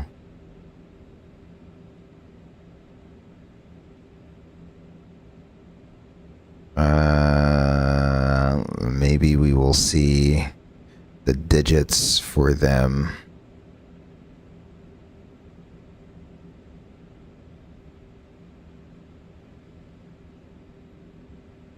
Hoping we'll see something. If not, we'll just keep taxing until I think it's time for us to stop.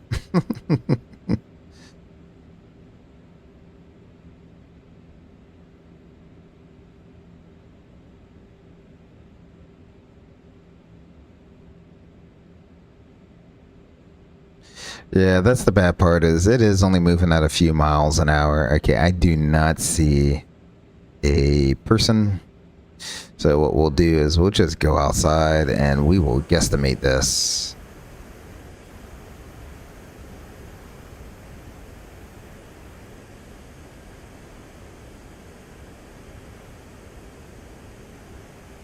Oh, the person's over there.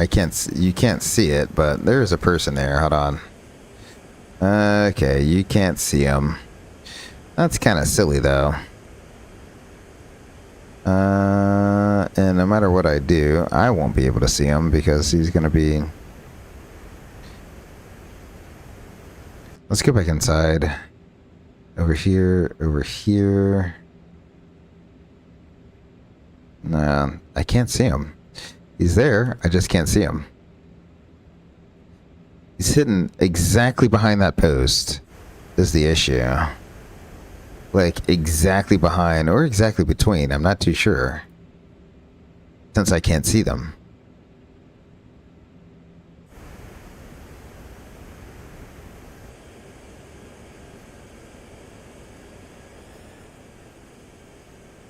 The other person is...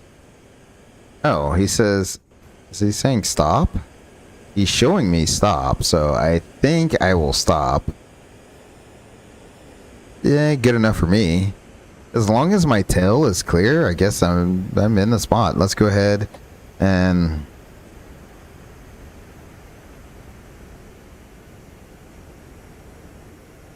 Uh-oh, I got myself in the camera loop there. Alrighty, so... let's go ahead, and the parking brake is set. We can turn the seatbelt sign off. Beautiful. Turn that light off.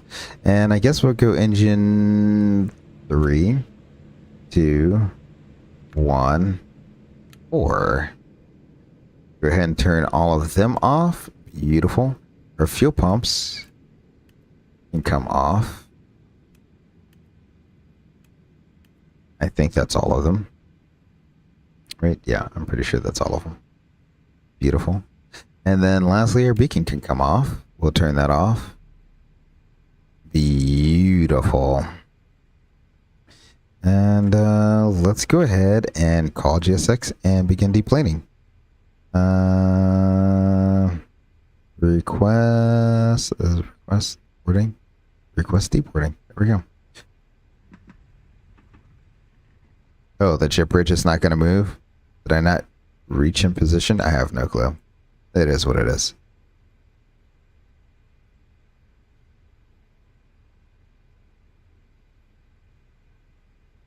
I have no clue. Oop. Oh, you know what I need to do? Oh, man.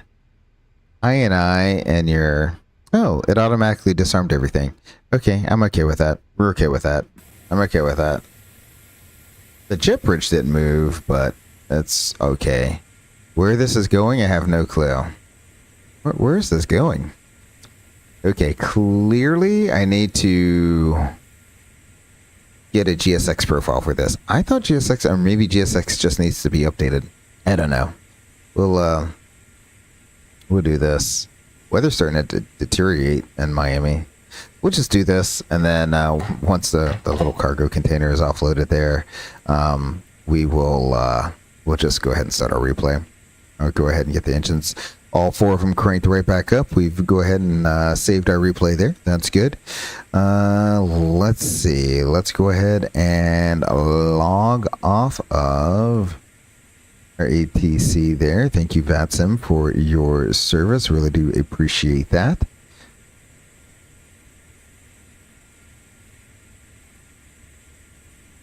Oh, it didn't even open up the doors. Man, I really do need some sort of service.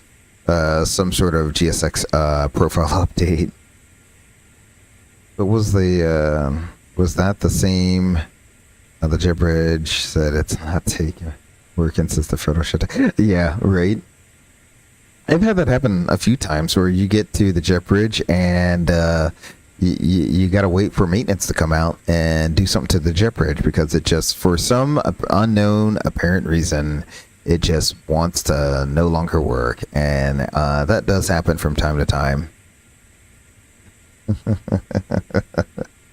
Yeah, that definitely does happen from time to time where the jet bridge just says nope. And you're like, it literally just worked 10 minutes ago after the other aircraft pushed off the gate. It worked. But now when I'm taxiing in, it doesn't want to move up to the aircraft. So, I mean, it is what it is. Things break sometimes.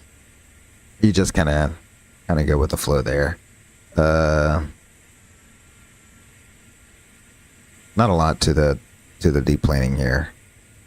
Especially since it didn't recognize the airplane. Yeah, I definitely need a GSX profile.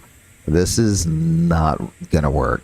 This is not going to work. So I'll try to update the GSX profile or install a GSX profile or do something. I don't know.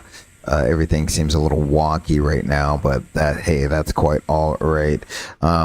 Let's go ahead and what we will do is let's close all the doors. 2 and 3, we will close all the doors. All of that looks good. We will arm all the doors.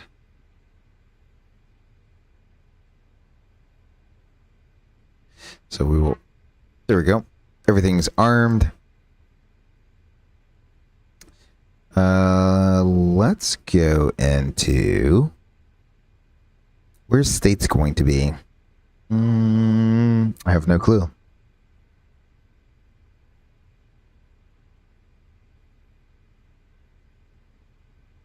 No, I don't want that. Wait, what did it say? Oh, 124 out of 149 deported. Don't care. Okay. Let's go in here. Call out settings, audio settings. I didn't hear any auto call outs, by the way.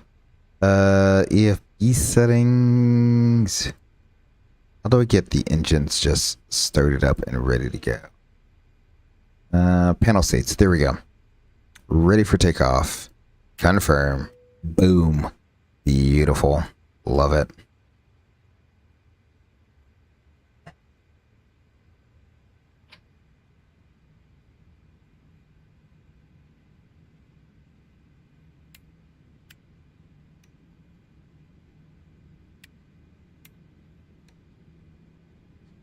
Beautiful. Everything's spooling back up to life.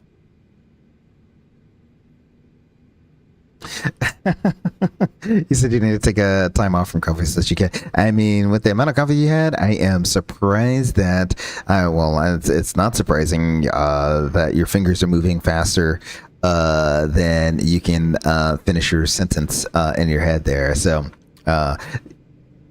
yeah. You are on a caffeine high right now. That is 100% for sure. Okay, all 4 engines are spooled up, ready to go. We are currently offline. Let's go ahead and I can get rid of you, and you.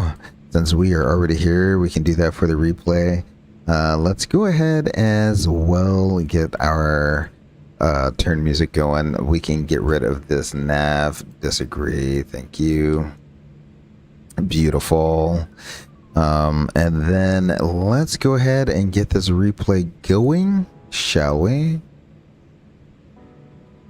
We'll load our replay.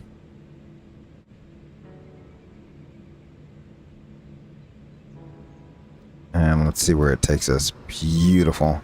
We'll continue straight ahead. Speed.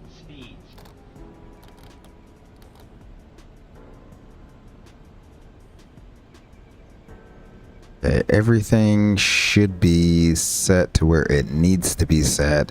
So we are all good there. We would do, let's do this view. Or let's do this view first.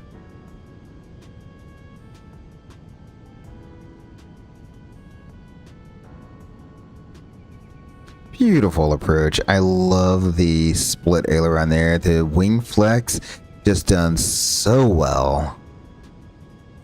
It's also crazy to think this outer little canoe, that's where the engine is. That's an engine nacelle right there.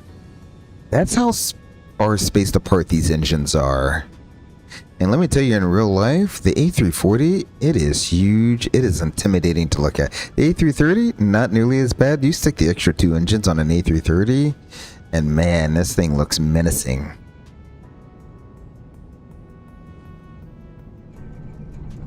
Beautiful. I wouldn't say a greaser, but you know, I will take it for the first landing of a 340. I kind of got myself in like a pilot-induced oscillation there.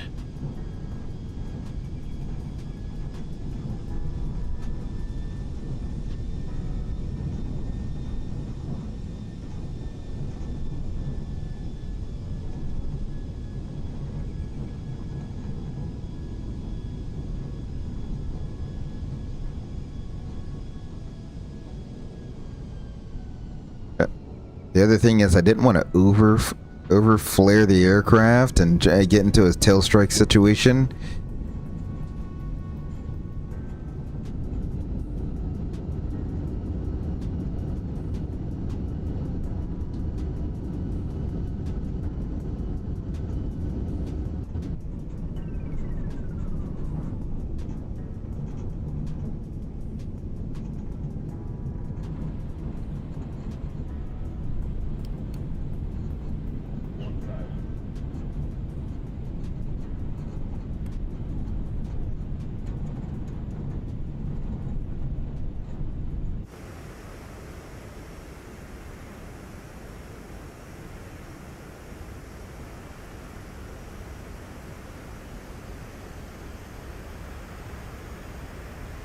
Look at those bogies, absolutely beautiful. Let's see if we can get downtown Miami in the skyline. There it is. There's downtown Miami. That's the view I was trying to get.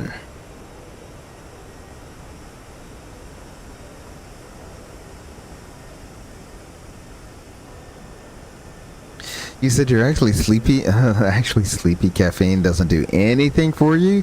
Wow, maybe that explains why you had a few extra cups of coffee there. I just like coffee way too much. Hey, I love my lattes, especially now that we're in Miami. We just landed here in Miami. Time to run inside the terminal real quick.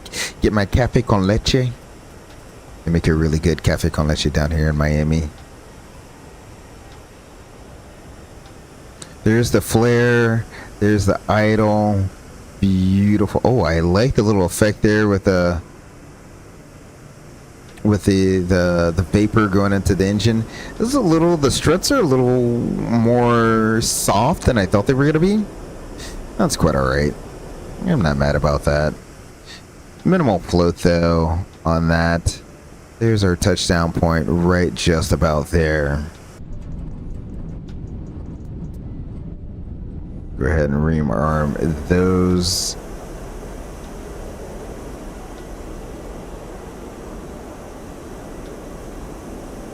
Beautiful.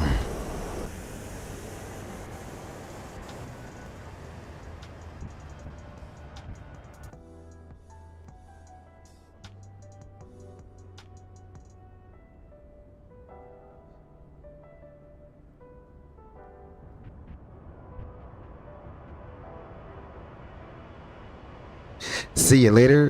Gonna get in the hot tub. Absolutely enjoy the hot tub. It is starting to cool down across most of the US, so that is going to be a very, very, very fun time for you there. Look at that. If it wasn't for the wobble there, you see that wobble? it wasn't for the wobble there, that actually would have been a really good landing. Oh, look at those engines, all four in reverse thrust. That looks so amazing. That absolutely looks so amazing. Let's go ahead and rewind it back here. We'll go up to the flight deck for one last shot. You can see the train coming in right now. Look at all four of those engines. Let's get the front view of that. I just love that front view so much. Let's get a front view of that. All four of those engines in full on reverse. Absolutely beautiful. Alrighty. So what we'll do is we will head on back up to the flight deck, get our last view of the replay here. I'll probably scroll it back to about right there. That seems fair, right? I think so. I'd like to take this opportunity to thank Aviation Geek. I really do appreciate you coming out this afternoon and spending a little bit of your time with me, as well as Thick. Really do appreciate you coming on out. For those of you who tuned in, thank you as well. There will be no turn and burn tonight. That is quite all right. Thank you for joining me as we flew our passengers safely out of Montego Bay up to Miami. I will probably be on tomorrow night. Stay tuned until I see you. Please remember to take care of yourselves and each other. Until then, my name is Greg Olsen Pilot. Peace.